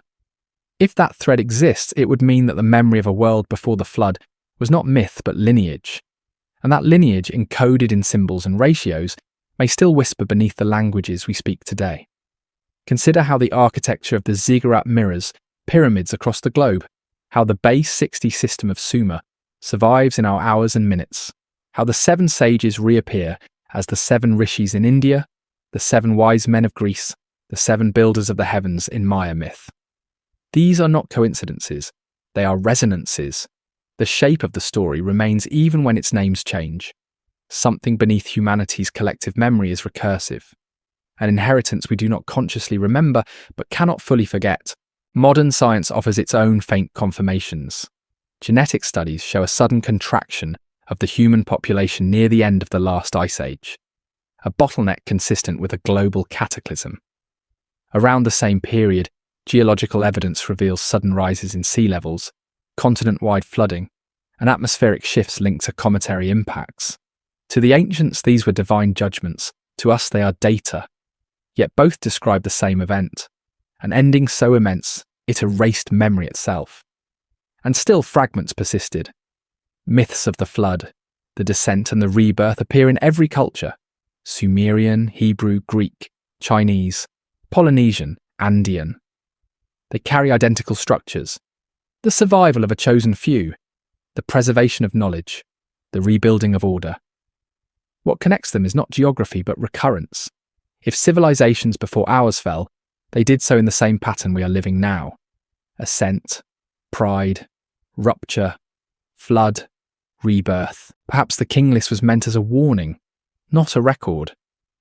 There is something eerily prophetic in its silence. It names epochs of grandeur and collapse with no commentary, no moral. It simply lists, as though the scribe knew that history would repeat regardless of understanding. The text offers no lesson, only pattern, and in that pattern lies its power. It does not instruct, it reminds. Somewhere in the 1960s, an Assyriologist named A. Leo Oppenheim noted that the King List was written not to inform but to sanctify, by recording the continuity of kingship from the heavens to the present. The Sumerians ensured that their world would not dissolve into chaos. The act of writing itself was an act of preservation. Each generation that copied the list renewed the link between heaven and earth, even if they no longer believed in the descent. To remember was to maintain the rhythm of existence. Forgetting was the true death. If we follow that logic, then perhaps the King List survives not because of archaeology, but because the rhythm it records is still in motion. The cycle has not ended. The 241,000 years of rule may not belong to the past at all. They may describe the span of the current cycle, a single vast breath of civilization that rises, breaks, and begins again. The list does not end because the descent has not yet completed its circle. In this sense, we ourselves are part of its unfolding. Every age believes itself the culmination of history, just as every ancient city once believed it would never fall. Yet the clay says otherwise. It says that time is not a ladder but a wheel, and we are merely another spoke turning in its orbit. The kings of old ruled under stars we no longer see, but the pattern of their ascent and collapse remains encoded in ours, our architectures, our ambitions, our forgetfulness. And so the prism rests behind glass in Oxford, silent but not asleep. It has outlasted empires, languages, religions. Its clay, once soft in a scribe's hand, now holds the weight of entire civilizations. Visitors glance at it, read the placard, and move on. But the inscription remains unbroken, whispering its refrain. Kingship descended from heaven. Perhaps that descent is still happening, so slowly we do not notice. Perhaps memory itself is the flood, erasing and reshaping, carrying fragments of an earlier world into ours. Perhaps every rediscovery of ancient knowledge, every buried temple, every star measured again, is another pulse of that same rhythm, calling us back to what we once knew. The Sumerian King List does not end in prophecy, yet its final silence feels prophetic. It leaves us not with certainty, but with invitation. To read it is to sense a vast continuity behind the noise of modernity, a reminder that the story of civilization may be less about beginnings and more about remembering. And so, as the night deepens and the whisper of the past grows faint, one question remains suspended between myth and memory. What if the kings were never meant to rule, but to remind us who we once were? Before we forgot that heaven and earth were one, there is a particular silence that lingers around things too old to be named. The Sumerian King List belongs to that silence. Every translation, every interpretation, feels like a shadow cast upon a surface, whose depth we cannot measure. The further scholars have probed into it, the more the text reveals a kind of deliberate obscurity.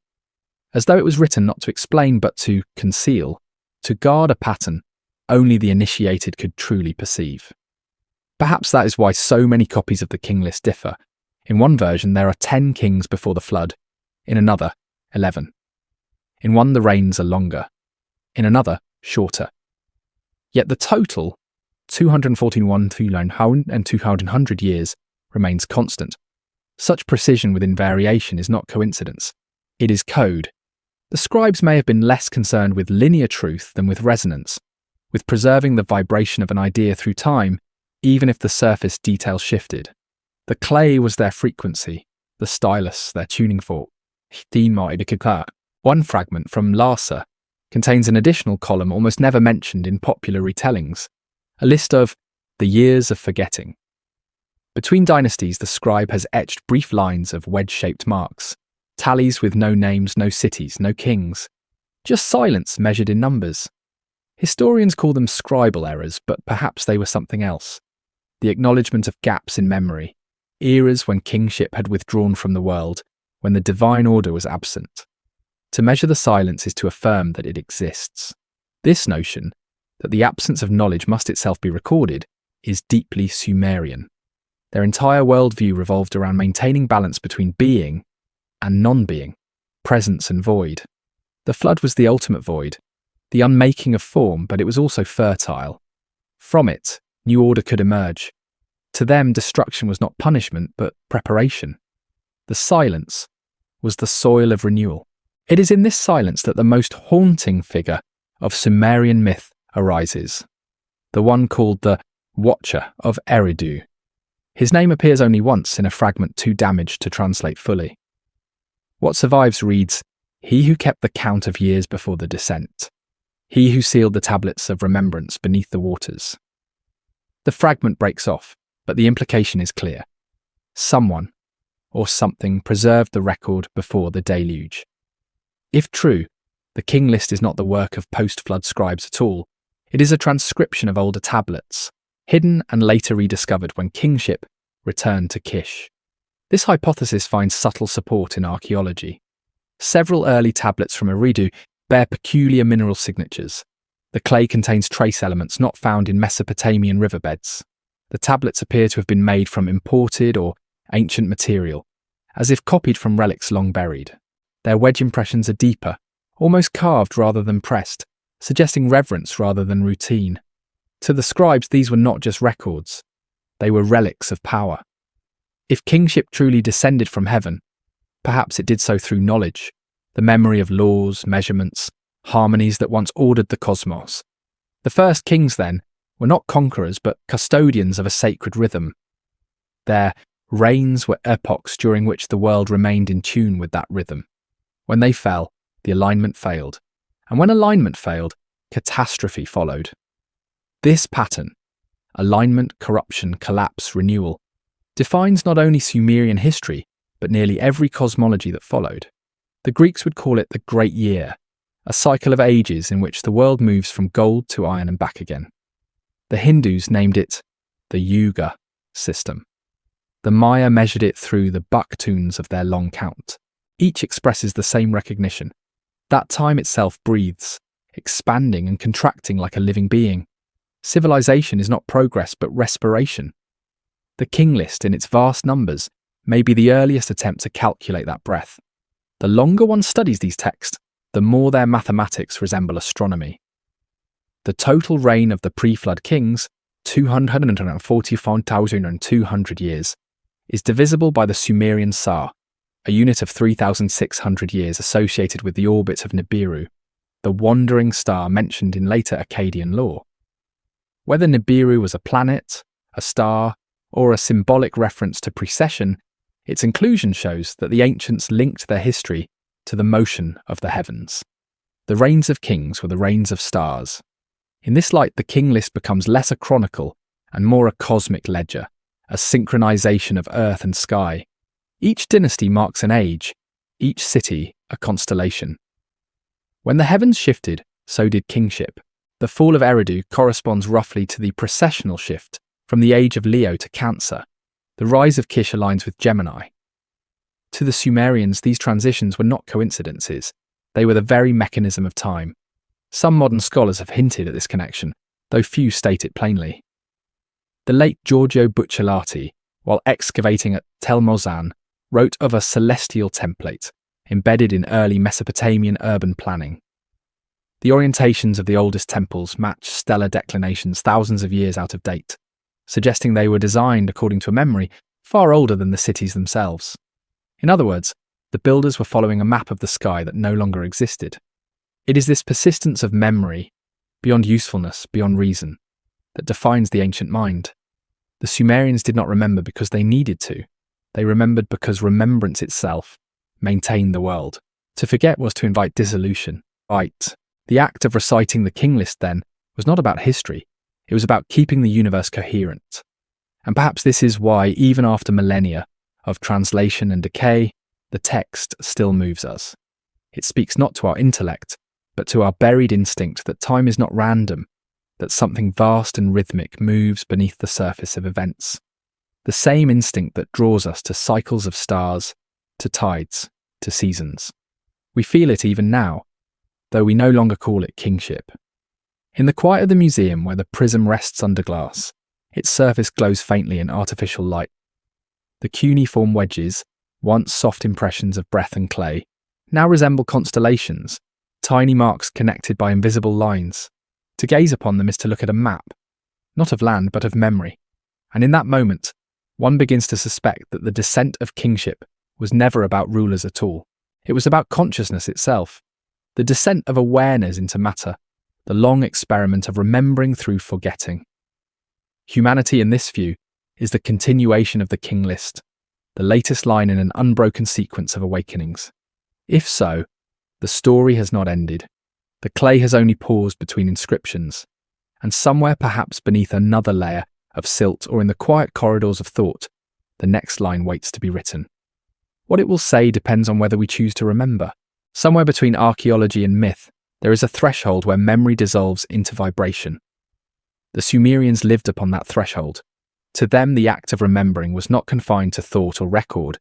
It was woven into sound, into the resonance of the world itself. Their chants, carved into tablets or echoed across temple courtyards, were not prayers in the modern sense. They were recalibrations. By repeating the names of kings, gods, and stars, they believed they were restoring balance between the visible and the unseen. One tablet from Nippur describes how the priestly scribes began each ritual by reciting the lineage of rulers from Alulim to the present day. So long as their names are spoken, it says, the bond of heaven and earth endures. In that sentence lies the true purpose of the King List. It was never only a record of rule, it was a form of invocation, a reminder that the cosmos itself depended on memory. To forget the kings was to loosen the very fabric of existence. It is difficult in a culture like ours to understand the gravity of remembrance. We archive, we catalogue, we digitize, but we rarely sanctify. The ancients, however, did not separate fact from devotion. To them, knowing was sacred. Knowledge was not a possession but a state of being, and every act of writing was an echo of creation. The Sumerian word for truth, kug, also means purity. To speak truth was to align with the divine rhythm, to bring oneself into resonance with the first sound, the vibration that set the stars in motion. It is said that when the world was young, Enki sang the foundations of the cities into being. He did not build with hands, he uttered frequencies that shaped matter. The walls of Eridu, the rivers of the plain, even the laws of trade and harvest, all were spoken into existence. This story, dismissed by modern minds as allegory, may contain a more profound intuition, that sound, frequency, and structure are one.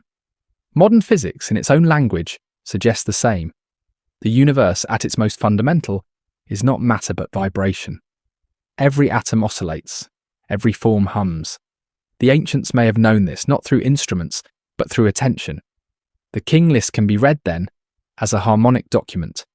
Each reign, measured in cycles, reflects a stable tone in the cosmic chord. The immense spans of time, 43,200 years, 28,800 years, 36,000 years, mirror harmonics found in the motion of planets and the precession of equinoxes. When these harmonies broke, when kingship fell from one city to another, the music of the world changed key. The flood, that great silence between notes, was not only water but the pause between movements. Archaeologists have found that the earliest temples in Mesopotamia were designed with acoustics in mind. The ziggurats of Eridu and with their hollow chambers and clay-lined corridors, amplify low frequencies in ways modern engineers still study. When priests chanted within them, the entire structure resonated, the walls trembling with deep sound. These vibrations were said to summon the gods, but perhaps the priests were summoning memory itself, the living echo of the descent. The more one listens to the past, the clearer its pattern becomes. The King List, the Enuma Elish, the Atrahasis, the hymns of Ninhursag, all tell the same underlying story. That order is not static. It must be renewed. Kingship, like harmony, is a state that requires continual attention. The moment it is taken for granted, it fades. The flood is the forgetting that follows neglect. In this sense, the Sumerians were not chroniclers of glory, but custodians of awareness. They understood that civilization depends on remembering its source. Each generation of scribes copied the King List not to prove its accuracy, but to keep its pulse alive. The stylus, the clay, the voice. They were instruments in the same cosmic symphony. When the Akkadians conquered Sumer, they inherited this music, though they no longer knew its key. Their gods bore the same names, but with sharper tones, more violent rhythms. The Anunnaki became judges rather than stewards. Enlil, once the lord of breath, became the god of storms and war. The sacred language turned martial, as if the loss of harmony echoed even through theology. Yet the King List endured, copied in Akkadian script, preserved through every empire that followed. The song could change tongues but not disappear. There is a quiet irony in this persistence. The Sumerians believed that what is forgotten in one age returns in another, disguised as something new. Their word for renewal, gibil, literally means to make as before. Even ruin was part of the design. Koi. Eridu fell, Kish rose, Uruk flourished and fell. Babylon followed. And through them all, kingship migrated, never destroyed, only displaced. To this day, we still trace lines of power, still crown our leaders, still build towers toward the sky. The symbols have changed, but the ritual remains. Perhaps that is why the King List feels so familiar. Its rhythm mirrors the human story itself, the rise and fall of memory, the endless search for meaning. We may not call our rulers divine, but we still chase the same descent. Inspiration, revelation, knowledge from above. Our sciences, our philosophies, our quests beyond Earth, they are modern forms of the same yearning. The kings no longer wear crowns, they wear titles, discoveries, theories, but they are still part of the same lineage of seeking. And yet something is different now. The Sumerians believed the bond between heaven and earth could be severed only by neglect, never by disbelief. Once the songs were no longer sung, once the stars became mere numbers, kingship would no longer descend. The world would continue, but without harmony, with progress, but without presence. Their final warning, found in a late Babylonian commentary on the King List, reads, "When men count but do not remember, the bond is broken, and the flood returns unseen." Perhaps the new flood is not of water, but of forgetting. A deluge of noise that drowns meaning beneath information. We preserve more data than any civilization in history, yet our memory grows thinner, less resonant. The ancients would have called this imbalance. They would have said that the me of remembrance has been misplaced. If the King List was an instrument, then maybe our task is not to decipher it, but to retune ourselves to it, to hear again the hum of the ancient order, the quiet descent that continues in every breath, every turning of the stars. For though millennia have passed since the last scribe pressed his stylus into clay, the vibration persists, faint but alive. It waits, as it always has, for a listener. And perhaps that is all it takes for kingship to descend again. Not a ruler, not a god, but a moment of silence deep enough to remember the sound of creation itself. There is an image that returns again and again in Sumerian myth, the hand rising from the water. It appears on cylinder seals, carved in miniature reliefs, painted on fragments of pottery. A human hand, emerging from waves or from the curves of the Abzu, offering a symbol, a tablet, a rod, a ring. It is the gesture of return, the reminder that what was once submerged does not remain lost forever. For the Sumerians, this hand was both literal and cosmic. It was the moment of remembrance rising through the flood, the world's own instinct to recall itself. Perhaps this is why their gods were never fully separated from the natural elements. Enki was not merely a deity of water, he was water, the intelligence within it, the memory it carried. Ninhursag was not only the lady of the mountains, she was the earth's capacity to create and sustain. Even the winds, governed by Enlil, were not impersonal forces, but expressions of consciousness. Everything was alive, awake, listening. In that worldview, kingship was not command, it was communion. The king was the point of harmony through which heaven spoke to earth, and earth answered. In one ancient hymn to Enmerkar, the builder of Uruk, the text reads, "He rebuilt what the flood had scattered, and rejoined the tongues that had been divided." The phrase echoes eerily across millennia. For Enmerkar's reign, according to legend, marked the beginning of human speech as we know it. Before him, says the Enmerkar and the Lord of Aratta epic, all humanity spoke one language, the language of the gods. When the bond between heaven and earth was severed, the tongues divided, and kingship became the labour of translation. The story is older than the Tower of Babel, yet its essence is the same. Unity lost through hubris, memory scattered through multiplicity. The tower itself, archaeologists now know, was real, or at least its inspiration was. The ziggurat of Anunnaki in Babylon, whose name means house of the foundation of heaven and earth, once rose nearly 90 metres into the sky. Its ruins still bear traces of glazed blue tiles, the same hue as the deep Mesopotamian night. To the priests who tended it, the tower was not a challenge to the gods, but a bridge, a reconstruction of the axis that had fallen. Each level represented a layer of the cosmos, the underworld, the earth, the sky, and the realm beyond stars. The summit was crowned by a small shrine, where it was said the gods might once again descend. But descent, as the ancients knew, is never symmetrical. What falls from heaven does not always return the same. As the ages turned, the sacred centre drifted. The King List cities, Eridu, Bad Tibira, Larak, Sippar, Shuruppak, each ruled in turn, then yielded to the next. Power moved like a comet across the Mesopotamian plain, leaving behind ruins that glowed faintly with memory. Each fall was both loss and renewal. To them, even decline was sacred, for it meant the cycle continued. Modern history views these collapses as the results of drought, invasion, or economics. Yet beneath those causes lies a more subtle truth. Civilizations fall when they forget what sustains them, when their rituals turn mechanical, when their measures lose meaning, when their kings mistake authority for harmony. The bond weakens. The Sumerians knew this. They wrote of it not as failure, but as fatigue, the inevitable fading of resonance. The gods do not abandon the world simply stops listening. After Sumer came Akkad, then Babylon, then Assyria, each inheriting fragments of the old knowledge. Yet with each inheritance, the focus shifted. The gods became distant. Kingship became hierarchy. The sacred became law. Inscriptions grew longer, but their meaning thinned. By the time Hammurabi carved his code in basalt, the voice of kingship had become judicial rather than cosmic. Order was now maintained by decree, not by song. The language of vibration had hardened into the language of command. Still traces of the old world lingered in ritual and symbol. The rod and ring, the emblems of kingship, appear in every Mesopotamian seal, held between god and king. Scholars interpret them as measuring tools, symbols of justice. But their circular forms tell another story. They are instruments of alignment, reminders that authority flows from proportion, not from power. The circle is the orbit of the heavens, the rod, the axis that binds heaven to earth.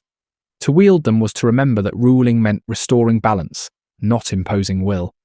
Even as empires rose and fell, the cosmic architecture persisted in memory. The Akkadians called it Dur-Anki, the bond of heaven and earth. The Egyptians called it Ma'at.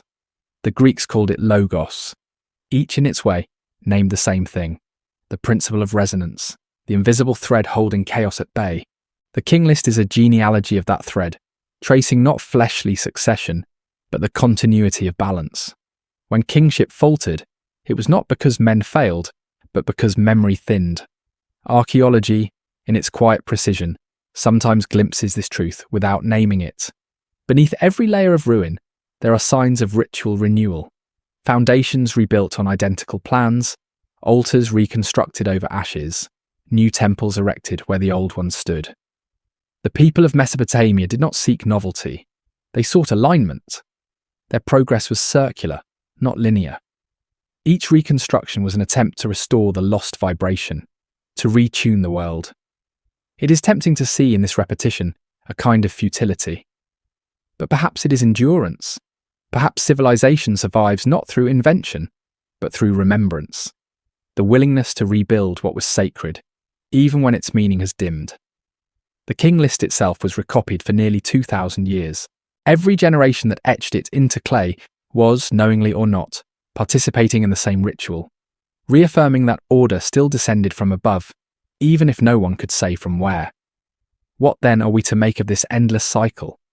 If kingship truly descends, if memory truly survives catastrophe, then our own age is not the first to forget, nor the last to remember. The silence between descents may last millennia, but silence is not absence, it is incubation. Beneath the noise of progress, the same hand that once rose from the flood still stirs. The King List ends where its voice falters, but perhaps that too is intentional. It leaves the line unfinished so that others might continue it. Each act of discovery, each retranslation, each curiosity about the past is another syllable in the ongoing invocation. The list is not history, it is liturgy. It calls quietly but eternally for the rejoining of heaven and earth. And if, as the ancients believed, the flood was not only of water but of forgetting, then perhaps our task is not to build new towers, but to listen to the earth, to the stars, to the faint hum beneath all things. Somewhere within that resonance lies the true kingship. Not a throne, but remembrance itself. For what descends will one day rise again, and what has been forgotten waits only for a voice willing to remember its name. Night in the Mesopotamian desert carries a silence so deep it seems older than the land itself. When the wind stills, one can almost imagine the world as it once was, before the plough, before the script, before the flood. Beneath that silence lies the memory of water. The soil, though dry, remembers saturation. The air, though empty, hums faintly with the vibration of songs once sung in ziggurats that have long since melted into dust. To the Sumerians, this silence was not absence but presence. It was the interval between breaths, the same pause that separates creation from remembrance. In that silence, the kings of the first age were said to commune with the heavens. The word Lugal, great man, does not merely signify power. Its root, Lugal, translates literally as the one who is great for the people. The king was not master, but intermediary. He ruled not by decree, but by attunement. When the rhythms of the heavens and the pulse of the earth fell out of sync, it was his duty to restore harmony through ritual, architecture, and word. The King List, read in this light, is not a political record, it is the tuning chart of civilization.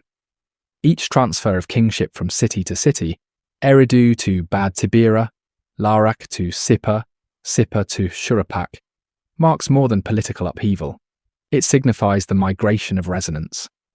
When one city fell out of alignment with the divine rhythm, another rose to restore it. The same principle guided temple reconstruction. Destruction was never the end, only a retuning.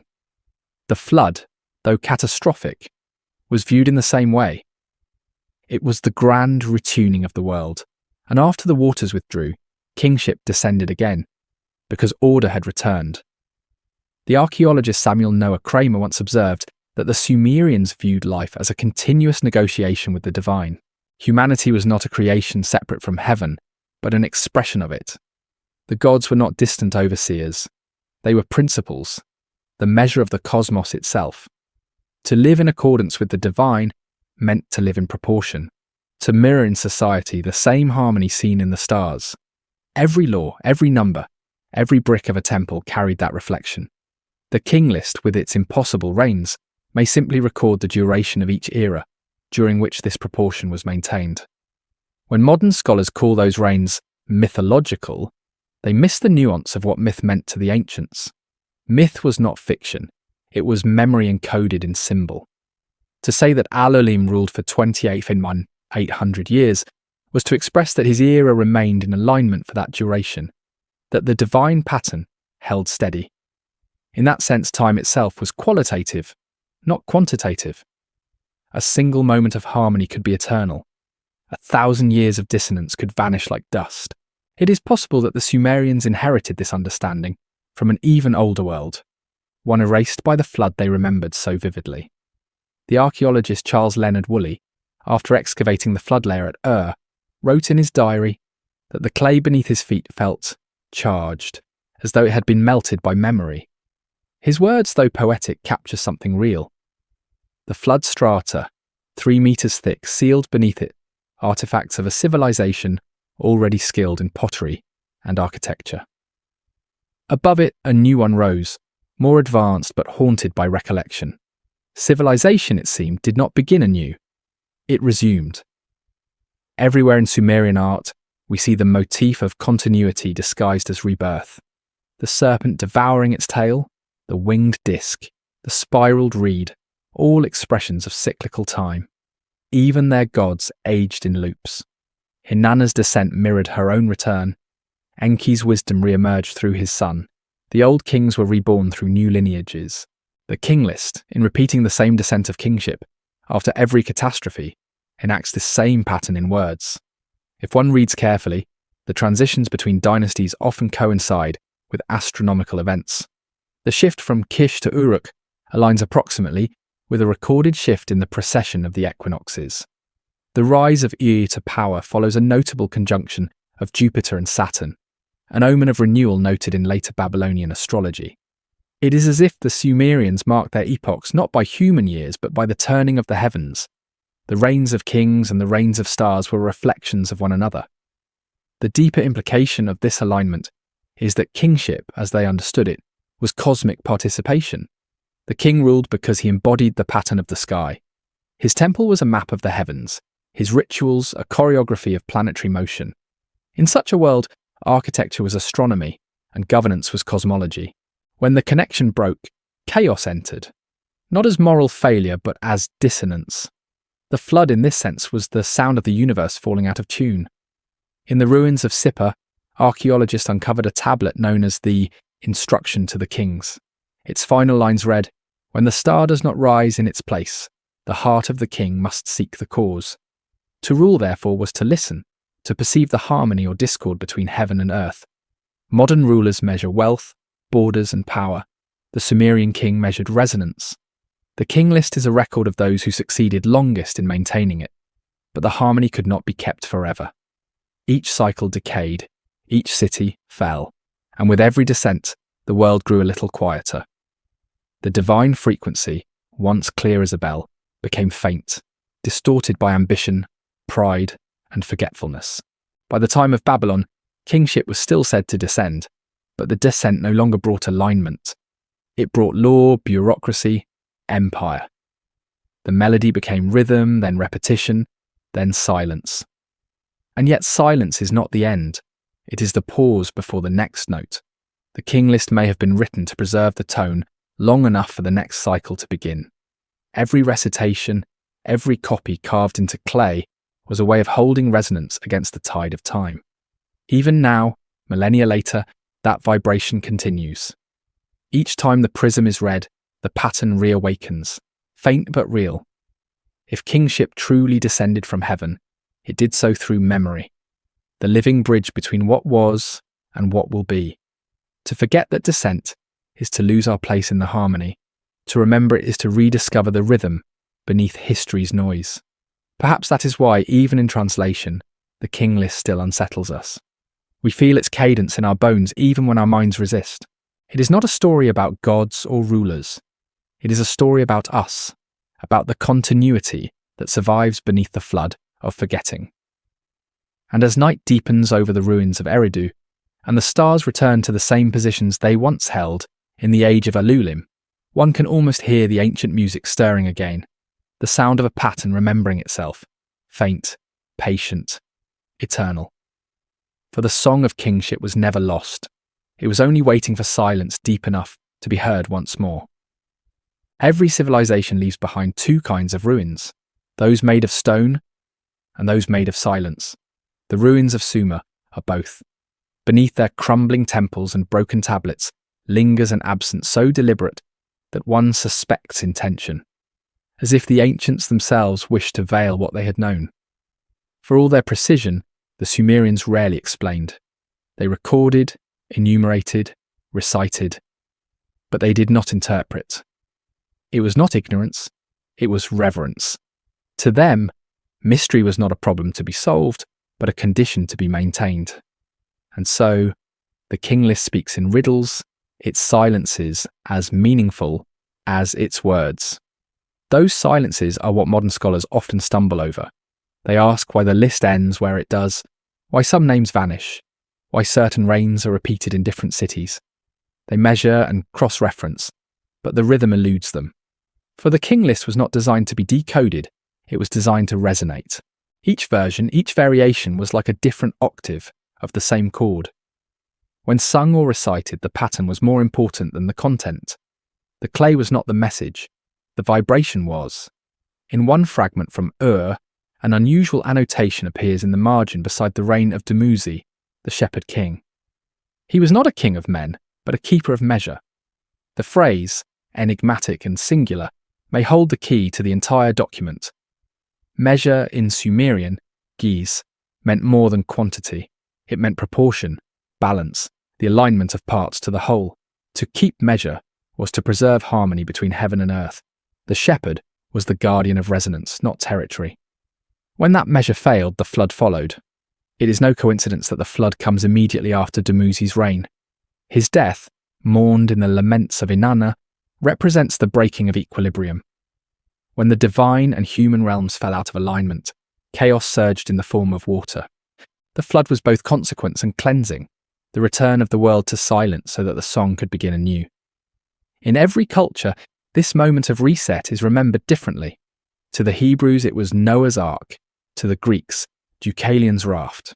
To the Hindus, Manu's boat guided by the fish god Matsya. Yet the pattern is constant. A remnant saved, a seed preserved, a new order rising from the drowned. What the King List implies, without ever stating, is that the survivors of the flood were not ignorant peasants, but bearers of knowledge, chosen precisely because they remembered. Their task was to rebuild the rhythm of the world. Archaeology hints at this continuity. Across the Near East, the earliest post-flood settlements display an inexplicable sophistication. Standardized weights, coordinated irrigation, astronomical alignment. The people who built them did not appear primitive. They appeared experienced, as though reviving what they already knew. The city was not invention, but restoration. This restoration was not only material, but spiritual. Each new temple was modelled upon the old. Each ritual reenacted the first descent of kingship. The very word tamen, meaning foundation, also means bond. To lay a foundation stone was to reconnect the earthly with the celestial. The ritual of setting the first brick involved reciting the names of the pre-flood kings, a gesture of remembrance as architecture.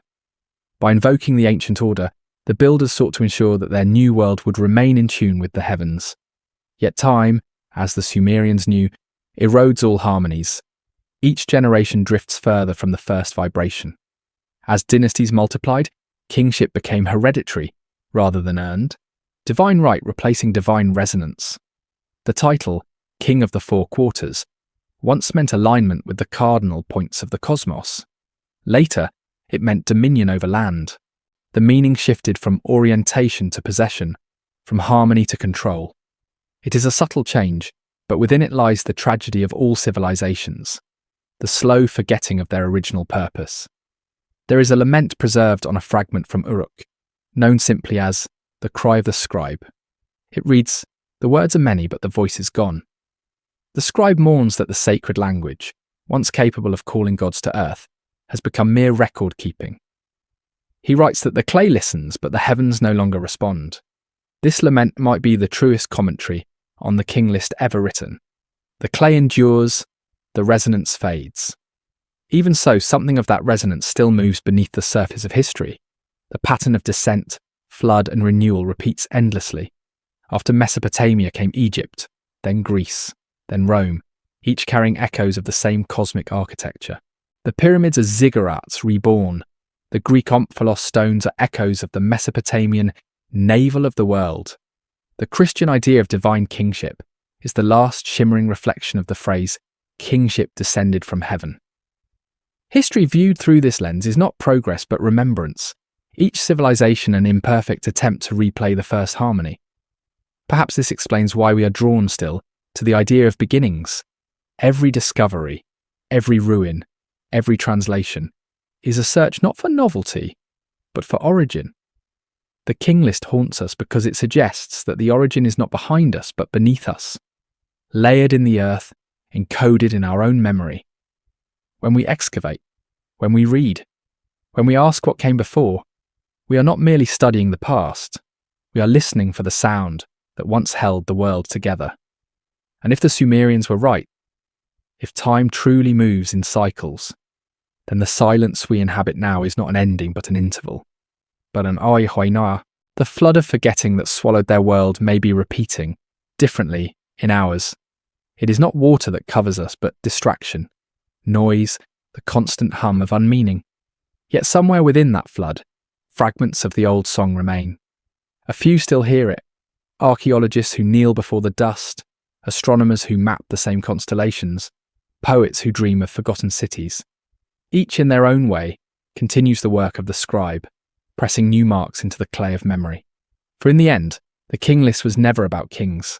It was about continuity, the fragile thread of awareness that connects one age to the next. The Sumerians understood that immortality was not the endurance of body or city, but the persistence of pattern. To remember the names of the first kings was to affirm that the link had not yet broken. To forget them was to sink again beneath the flood. And so the list continues, copied, translated, whispered through time. Each recitation, each reader, is another keeper of measure. The kings are gone, the temples are dust, but the vibration remains. It hums softly beneath every question we ask about our origins, waiting for us to remember that we, too, are part of the same descent. For what descended from heaven was never merely kingship. It was consciousness itself, learning to wake again after each flood. When the archaeologists brushed dust from the last fragments of the King List, they did not realize they were uncovering more than clay. They were unsealing a mirror, one that reflected not only the world of the Sumerians, but the pattern beneath all human history.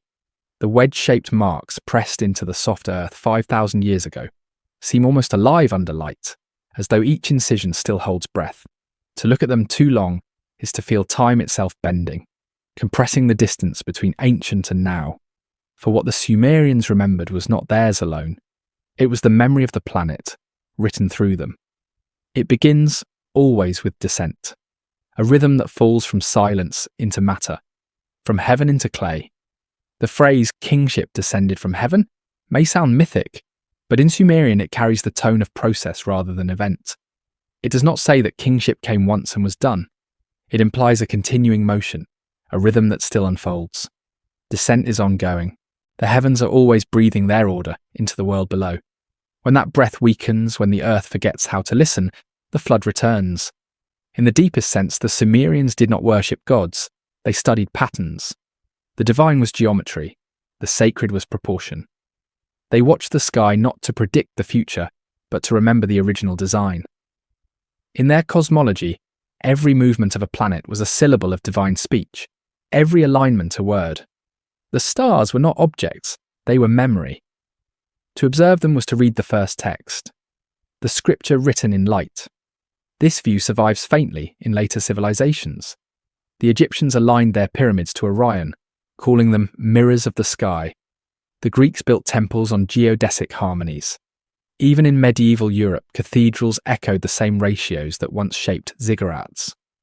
Across epochs, humanity has built its most sacred spaces not in freedom, but in obedience to the invisible architecture of the cosmos.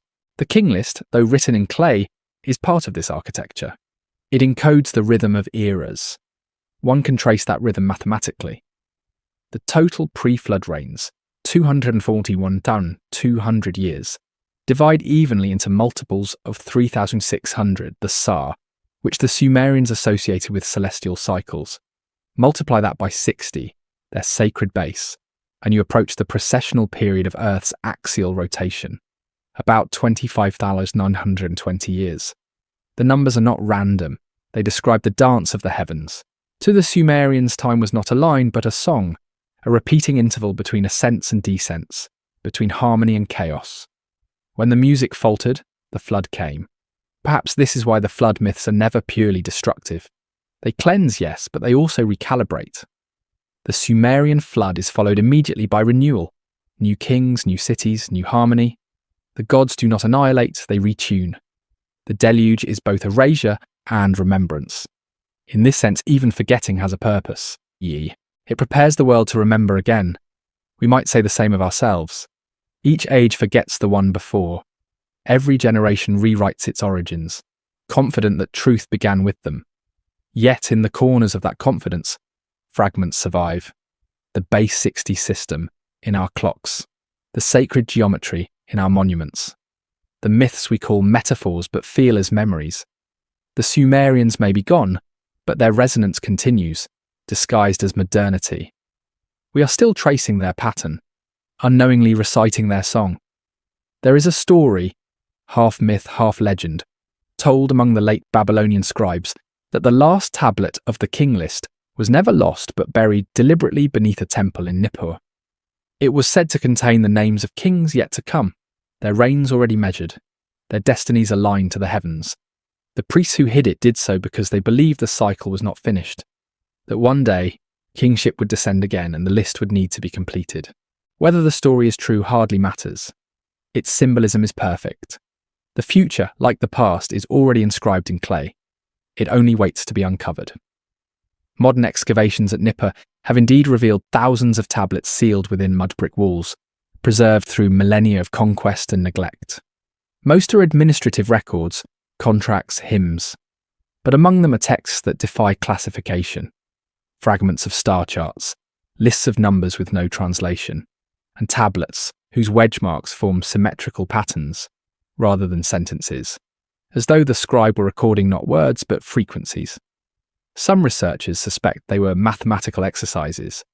Others wonder if they were maps of stars, of cycles, or of sound.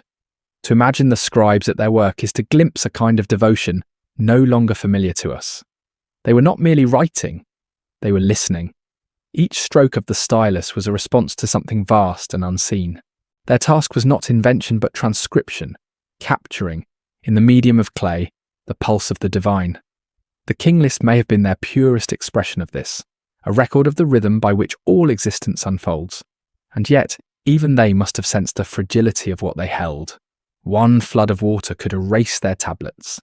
One flood of time could erase their language. Perhaps that is why they baked their clay, turning earth into stone, preserving vibration in permanence. It was an act of faith. That memory, once sealed, would find its reader.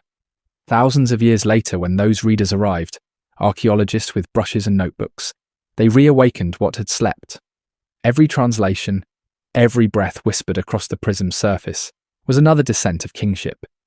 Knowledge returning to awareness. The clay spoke again, not in cuneiform but in resonance. The pattern stirred. And what does that pattern ask of us? Not belief, not worship, but remembrance. To read the King List is to be reminded that history is cyclical, that every age of ascent carries within it the seed of flood, and every flood conceals the promise of renewal. The ancients called this rhythm divine. We might call it natural law. But the name changes nothing. The current still moves beneath us, slow, immense, and patient. Perhaps that is why the prism's surface glows faintly when lit. The same golden tone as sunset on River Silt. It looks like something waiting to be read again. And perhaps in a sense it is, for the list remains unfinished. The next descent, the next alignment, has not yet been written. In the long rhythm of civilization, we are not at the beginning or the end. We are the pause between floods, the silence between breaths. The Sumerians would have called this the moment of testing, the interval in which memory either survives or dissolves. If the King List teaches anything, it is that memory is a responsibility. What descends can only remain if it is remembered. The heavens can speak forever, but only those who listen can translate the song. And perhaps that is the true kingship, the ability to hear what endures beneath the noise of time. For even now, beneath our cities of glass and signal, beneath the hum of machines and the rhythm of progress, the same vibration continues, the quiet pulse of clay remembering heaven. There is a point, in every investigation of origins, when the trail no longer leads backward but inward. The Sumerian King List was thought to be a chronicle of rulers, yet the more one studies it, the more it behaves like a mirror. Its symmetry is unsettling. It speaks of 10 kings before the flood and 10 patriarchs in Genesis before the deluge, of cycles of descent and return, of numbers that echo celestial ratios. It reflects whatever looks into it. For the archaeologist, history; for the mystic, revelation; for the skeptic, metaphor. But beneath these readings lies a quieter message, one that seems to whisper from the clay itself. The list is not about who ruled, it is about what remembered. By the late Sumerian period, the King List had become part of ritual recitation. Each new monarch had it read aloud during coronation, a rite older than any empire that performed it. The reciter did not simply recount the names, he invoked them one by one until the rhythm took hold. The ceremony ended with the same phrase every time, and kingship descended from heaven once more. The repetition was not symbolic, it was functional.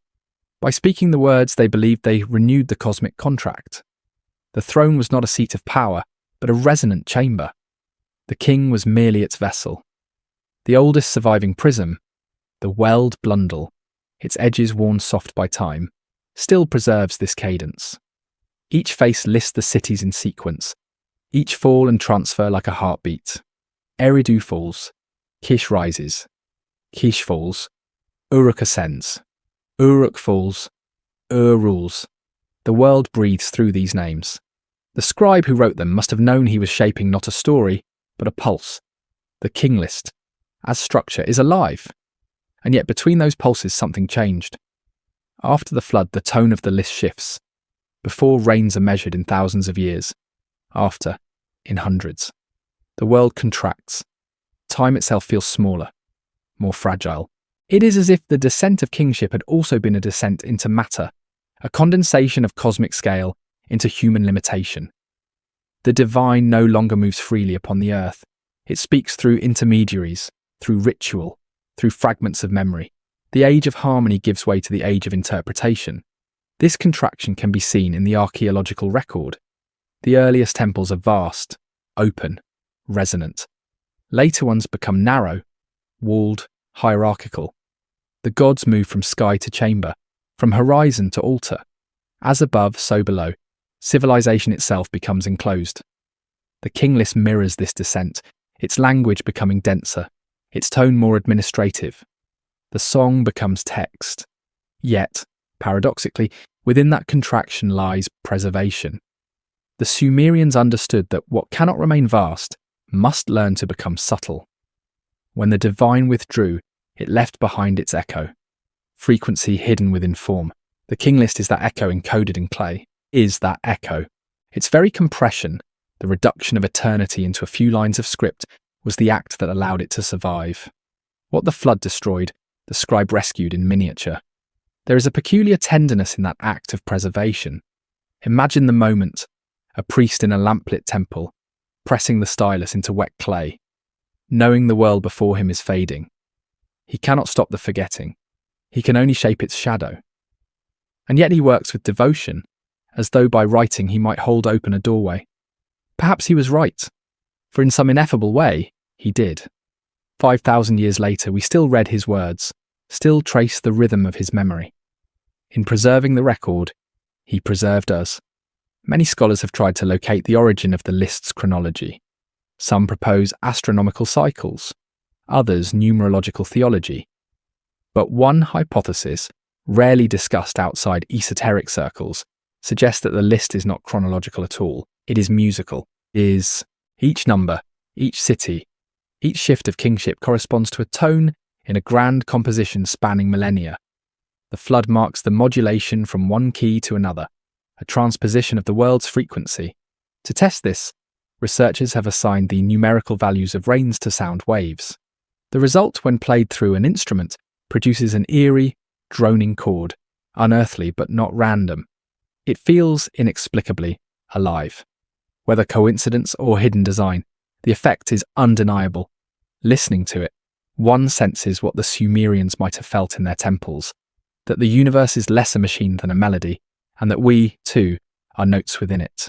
The King List may have been their attempt to write down the score, to fix in clay what could otherwise only be sung.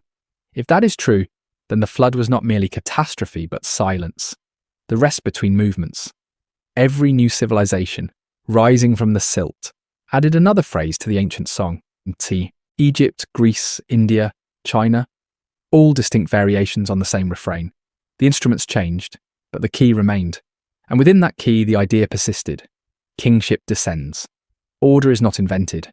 It returns. Our modern world, for all its noise, may be the quietest age of all. We speak of progress, not pattern, of invention, not return. Yet the old rhythm still surfaces in ways we do not recognise. We feel it in the pull of cycles, economic, climatic, cultural. We sense it when history repeats, when discoveries echo ancient forms, when myth reappears as science. The descent of kingship has become the descent of awareness, flashes of remembrance through the fog of modernity. The last surviving lines of the King List, fragmented, broken, mention a city called Pazuzu, now lost. The name is unfamiliar, but its meaning is haunting, the spirit of the returning wind. It may have been metaphor, or perhaps prophecy, The returning wind was both destructive and restorative, erasing the dust while stirring what lay buried. The Sumerians feared and revered it equally, for it was the breath that reconnected heaven and earth. The flood, the wind, the descent, they are all expressions of the same motion. The world breathes in destruction to exhale creation. Perhaps this is why the list ends without an ending. It trails into emptiness, because the scribe understood that no flood is final. The descent continues quietly through us. Each generation, forgetting and remembering in turn, becomes both the flood and the restoration. We inherit not their certainty, but their question. And that question is the same now as it was then. If kingship descends eternally, where is it now? Has it hidden within consciousness, awaiting rediscovery? Does it speak through intuition, through art, through the quiet longing that draws us toward the ancient world? Or have we grown too loud to hear it? In the hush between those questions lies the same stillness that once settled over Sumer after the waters withdrew, a silence filled not with loss, but with waiting. The clay has spoken, the stars still turn, the rhythm continues, and somewhere beneath the noise of history, the kings are still descending. There is a strange kind of memory that outlives its language. The Sumerian words have long since fallen silent, yet their cadence endures, carried forward in echoes that the world no longer recognizes as its own. We count in 60, trace constellations first named in their skies, tell stories that begin with floods and end with rebirth. The grammar of their cosmos still shapes ours. It moves invisibly beneath calendars, architecture, music, even the ways we imagine time.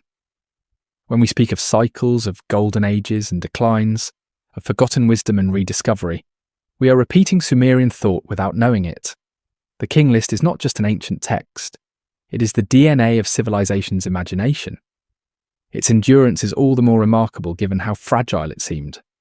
Baked clay, buried for millennia, was never meant to survive the elements.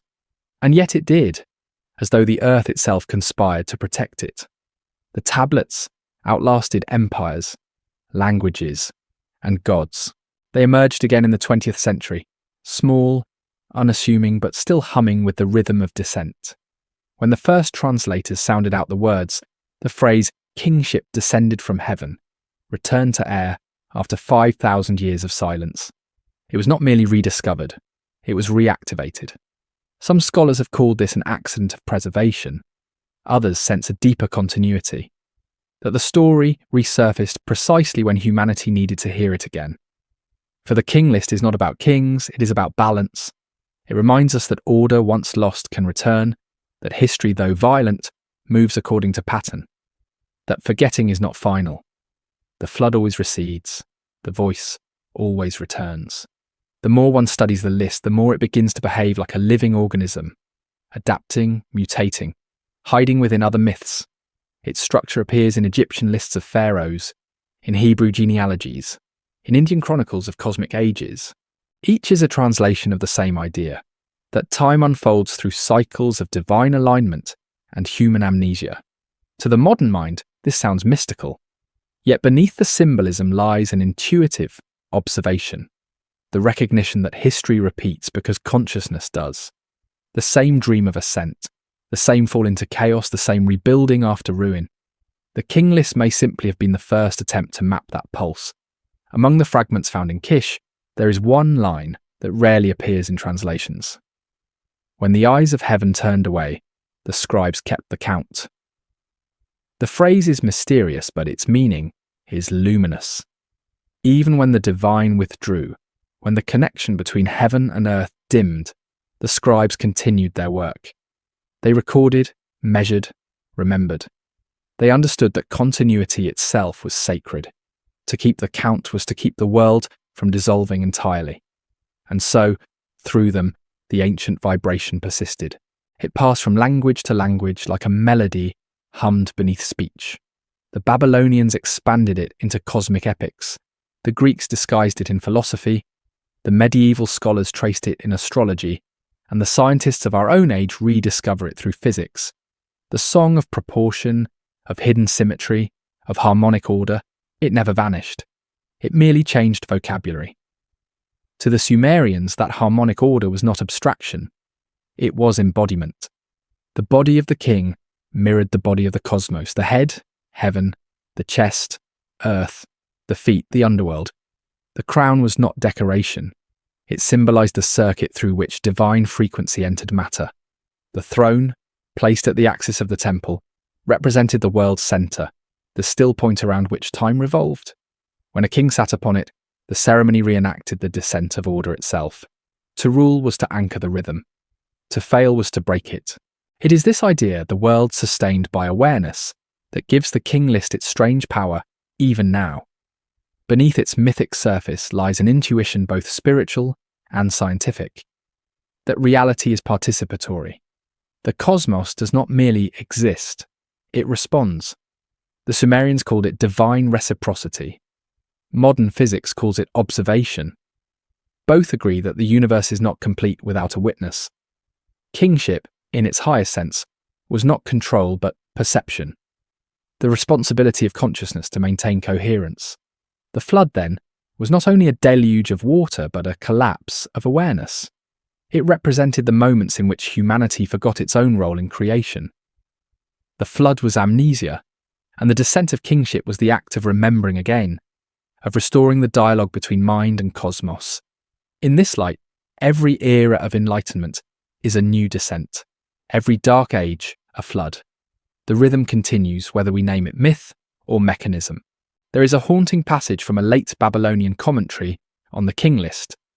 When the final king shall arise, he will not build temples of stone but of thought. He will restore the order not by command but by remembrance. The text is fragmentary, its provenance uncertain, but the message feels timeless. It speaks of an evolution, from external order to internal harmony, from the rule of empires to the awakening of awareness. Perhaps the descent of kingship is no longer a cosmic event, but a human one, occurring within consciousness itself. If that is so, then the Sumerian story has been waiting for us, not to decode it, but to recognize ourselves within it. We are the scribes now, writing our lists in digital clay, counting our years, measuring our skies, preserving what little memory we still hold of the world before the flood of noise. Every archive, every satellite, every whisper of curiosity is an act of continuity, another echo of that ancient vow to keep the count. And yet for all our knowledge, something essential still escapes us. We can map galaxies, but we cannot restore harmony. We can record, but we cannot remember. Perhaps the kings of Sumer were not greater because they ruled longer, but because they still knew how to listen to the hum beneath matter, the voice within silence. They lived by a truth we have buried, that the measure of a civilization is not its technology, but its resonance with the cosmos. If kingship is to descend again, it will not come as authority, but as understanding. It will not arrive from heaven, but awaken within, the return of coherence, the recognition that we are not apart from the rhythm, but expressions of it. The clay has spoken this truth for millennia, waiting for ears quiet enough to hear. And perhaps that is why the King List survives. Not as history, not as scripture, but as invitation. A reminder that the flood of forgetting is never final, and that remembrance, when it comes, will feel less like discovery and more like recognition. For the song has never stopped playing. We have only been too loud to hear it. At dawn, when the first light touches the ruins of Eridu, the air turns the colour of old gold. The marshes shimmer faintly, and for a moment the landscape feels suspended between worlds, half dream, half excavation. The temple mounds breathe as if something beneath them still remembers. Archaeologists come and go, measuring, photographing, mapping the dust. But the earth does not yield easily. It guards its memory the way the Sumerians said Enki guarded the me, sacred patterns sealed in clay, waiting for the right moment to awaken. Eridu was once called the first city, not the oldest settlement, not the birthplace of agriculture, but the first place where order touched earth. Its foundations, the texts claim, were laid by divine instruction. To stand here is to stand at the intersection of myth and memory, the point where heaven first reached down and left a mark. Even in ruin, the site retains its geometry. The terraces of the ziggurat still rise in faint tiers. the baked mud still orients itself to the stars. It is as if the structure, though crumbled, remembers its alignment. When the Sumerians wrote that kingship descended from heaven, this was where it landed first. Alulim, the primordial ruler, reigned here for 2,800 to 800 years. The number is impossible, but perhaps that is the point. It is not a measurement of time, but of harmony. Alulim was the first keeper of rhythm, the one who heard the original chord. Each reign that followed was a variation, a recitation of the same theme. The King List, when read aloud, is less a record than a chant, a way of keeping that tone alive through millennia of forgetting. And yet even Eridu fell. The King List marks its end with the same phrase used for all collapses. Then Eridu fell, and kingship was taken to Bad Tibira. No explanation, no lament, just a transfer of resonance. Power to the Sumerians was never lost. It migrated. Each fall was the sound of a cycle closing, a frequency dimming to make space for the next. The flood that eventually erased these cities was the ultimate modulation, the world-changing key. Today only fragments remain, tablets half dissolved, walls etched by wind, broken offerings scattered like punctuation marks in the sand. Yet even in fragments the pattern persists. The temples are aligned along the same meridian that once connected the ziggurats of Ur and Nippur. Beneath them, layers of silt mark the Great Flood, an ancient silence pressed into stone. When the wind moves across it, the dunes seem to whisper the same phrase that ends every version of the King List. And kingship descended once more. Perhaps this repetition was not superstition, but recognition. The Sumerians understood that the cosmos does not favour permanence. Everything returns. Everything recurs. The descent of kingship was the descent of balance, the re-entry of order after chaos. When the cycle closed, the world was remade. The question was never whether kingship would descend again, but whether humanity would remember how to receive it. There is an old theory, often dismissed, that Eridu's fall coincided with a shift in Earth's magnetic field, a literal reorientation of the planet. Some geologists have found traces of vitrified clay melted as if by immense heat, dating roughly to the same era as the mythic flood. Others find patterns of ash and carbon across the Near East, signs of burning on a scale beyond war. The Earth, it seems, had its own catastrophe, its own cleansing. To the Sumerians, these were divine corrections, the cosmos tuning itself. If that sounds poetic, consider how closely their intuition aligns with what we know now. Civilizations rise and fall according to cycles of climate, magnetism, and orbit. Stability is never static. It depends on resonance between celestial and terrestrial forces. When that resonance breaks, the system resets. The flood was not punishment, it was recalibration. The King List is the memory of that recalibration written in human language. And so when we read its numbers, tens of thousands of years compressed into a few lines, we are not looking at fantasy. We are looking at the scales of time that civilizations once understood instinctively. The Sumerians measured not lifespans, but epochs. Each king's reign marked a phase of equilibrium. Alulim's 28th and around 800 years may represent an entire precessional age, a full revolution of the heavens above a stable world below. His death was not an ending, but a transition to the next frequency. Such interpretations are not new, but they have always existed at the fringes of scholarship. Too mythic for science, too scientific for religion. Yet the boundaries between the two are dissolving. Quantum physics speaks of vibration and resonance. Archaeology uncovers patterns of continuity where there should be none. Perhaps, unknowingly, we are circling back to the same understanding the Sumerians once held, that existence itself is harmonic, and that history is its echo. Standing in the ruins of Eridu, one cannot help but feel that echo still vibrating beneath the ground. The reeds shiver without wind. The air carries a tone too low to hear, but not too faint to feel. The Sumerians would have called it the voice of the Abzu, the underworld sea from which all wisdom rises. Scientists might call it resonance, a hum generated by the friction of wind and sand. But to anyone listening with the inner ear, it feels like memory. Perhaps that is why so many who visit these ruins describe a sense of recognition. They speak of dreams afterward, of water, of light descending through mist, of ancient cities waking beneath the waves. It is as if the landscape still remembers the descent and calls to those who once participated in it. The King List tells us that after every flood, the names change, but the pattern remains. The question that lingers, unspoken, is whether we are part of that same sequence. What if the descent never ceased?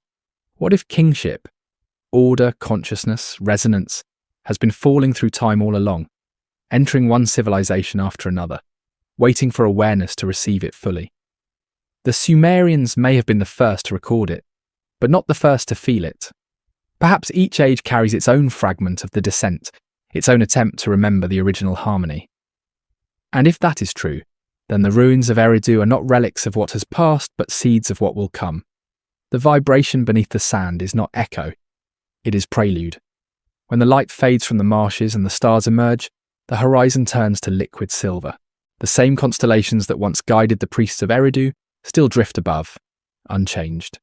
The King List ends where language fails, but the heavens continue the story in silence. The Sumerians called that silence the waiting. And perhaps that is what we have inherited. Not their gods, not their kings, but their waiting. The patient listening for the moment when heaven and earth remember each other again. There is a kind of stillness that only arrives at the end of a very old story, the kind of silence that does not close a book but opens a horizon. The Sumerian King List ends that way. Its final lines fade like an echo dissolving into distance. Then the flood swept over, and kingship descended again from heaven. And then nothing. No moral, no triumph, no conclusion. Only the sense that the cycle continues beyond the clay, beyond the hand that wrote it. That silence is deliberate. It invites the reader not to finish the story, but to remember that they are inside it. The more we learn about Sumer, the clearer it becomes that the King List was never meant as mere history. It was cosmology disguised as chronology, a meditation on rhythm, on the perpetual dance between remembrance and forgetting. To the Sumerians, time was not a road, it was a tide. Civilizations rose like waves, crested, and fell, leaving ripples that merged with those before them. The flood was not anomaly, but inevitability, the necessary cleansing between worlds. And after each silence, kingship, meaning harmony, consciousness, divine order, descended once more. That pattern has not changed. The empires have new names now, but the rhythm is the same. Every age of abundance breeds arrogance. Every age of arrogance invites collapse. And every collapse becomes the womb of renewal. The flood may take new forms: water, fire, ideology, forgetting. But its essence remains the same. The purpose of destruction is not punishment, but recalibration. The world, like a harp, must be retuned when its strings grow slack. If one listens closely to the King List, one hears that same pulse running through every era since: the Egyptian dynasties, the mandate of heaven, the divine right of kings, the succession of popes and emperors, all echoes of the ancient descent. Even democracy, for all its distance from temples and thrones, still carries the same conviction, that legitimacy must come from something higher than mere self-assertion. Whether we call it heaven, justice, truth, or cosmic law, we are still chasing the descent. The pattern endures because it is built into the structure of awareness itself. The Sumerians might have said that kingship no longer descends from heaven because humanity no longer looks up. The ziggurats that once mirrored the stars are gone. Our towers now mirror only themselves. We reach upward materially but not metaphysically. The ancients sought alignment. We seek height. Yet even as our civilization forgets, the old current continues to move beneath it. It whispers in the persistence of cycles, in the returning fascination with origins, in our longing for meaning amid endless data. The more we advance, the more we circle back to the beginning. Perhaps that is why the King List still stirs something in us. It is not nostalgia, it is recognition. We sense that its pattern, once external, now moves within. The descent no longer falls upon cities but upon consciousness. The kingship that once ruled through temples and rituals now seeks to awaken through awareness itself. The return of heaven may not arrive as spectacle but as remembrance, a quiet realignment between the human mind and the harmony of the world. In that sense, we are the inheritors of both the flood and the descent. We live in the interval between forgetting and remembering, between the collapse of the old order and the emergence of the new. The ancients would have seen our age as the threshold between cycles, a time of great noise preceding silence. The question is not whether the descent will happen, but whether we will hear it when it does. There is a passage in an obscure Sumerian commentary, found on a fragment no larger than a hand. When the heavens return to their place, and the measures are made pure, kingship will descend not to cities, but to the hearts of men. Scholars call it poetic metaphor, but perhaps it is prophecy. Perhaps the next descent will not restore a golden age of monuments, but an age of coherence, where remembrance becomes personal, and every mind becomes its own temple.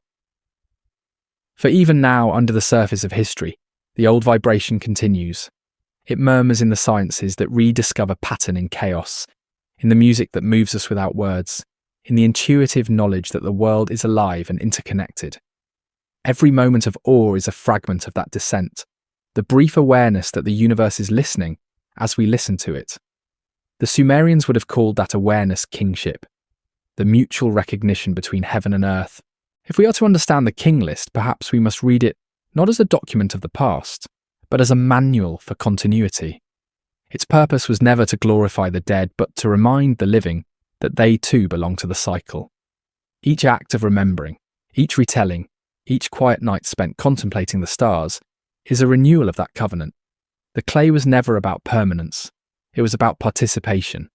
And so, when we speak their names, Alulim, Alalgar, Enmenloana, Dumuzi, we are not invoking mythic kings. We are echoing frequencies.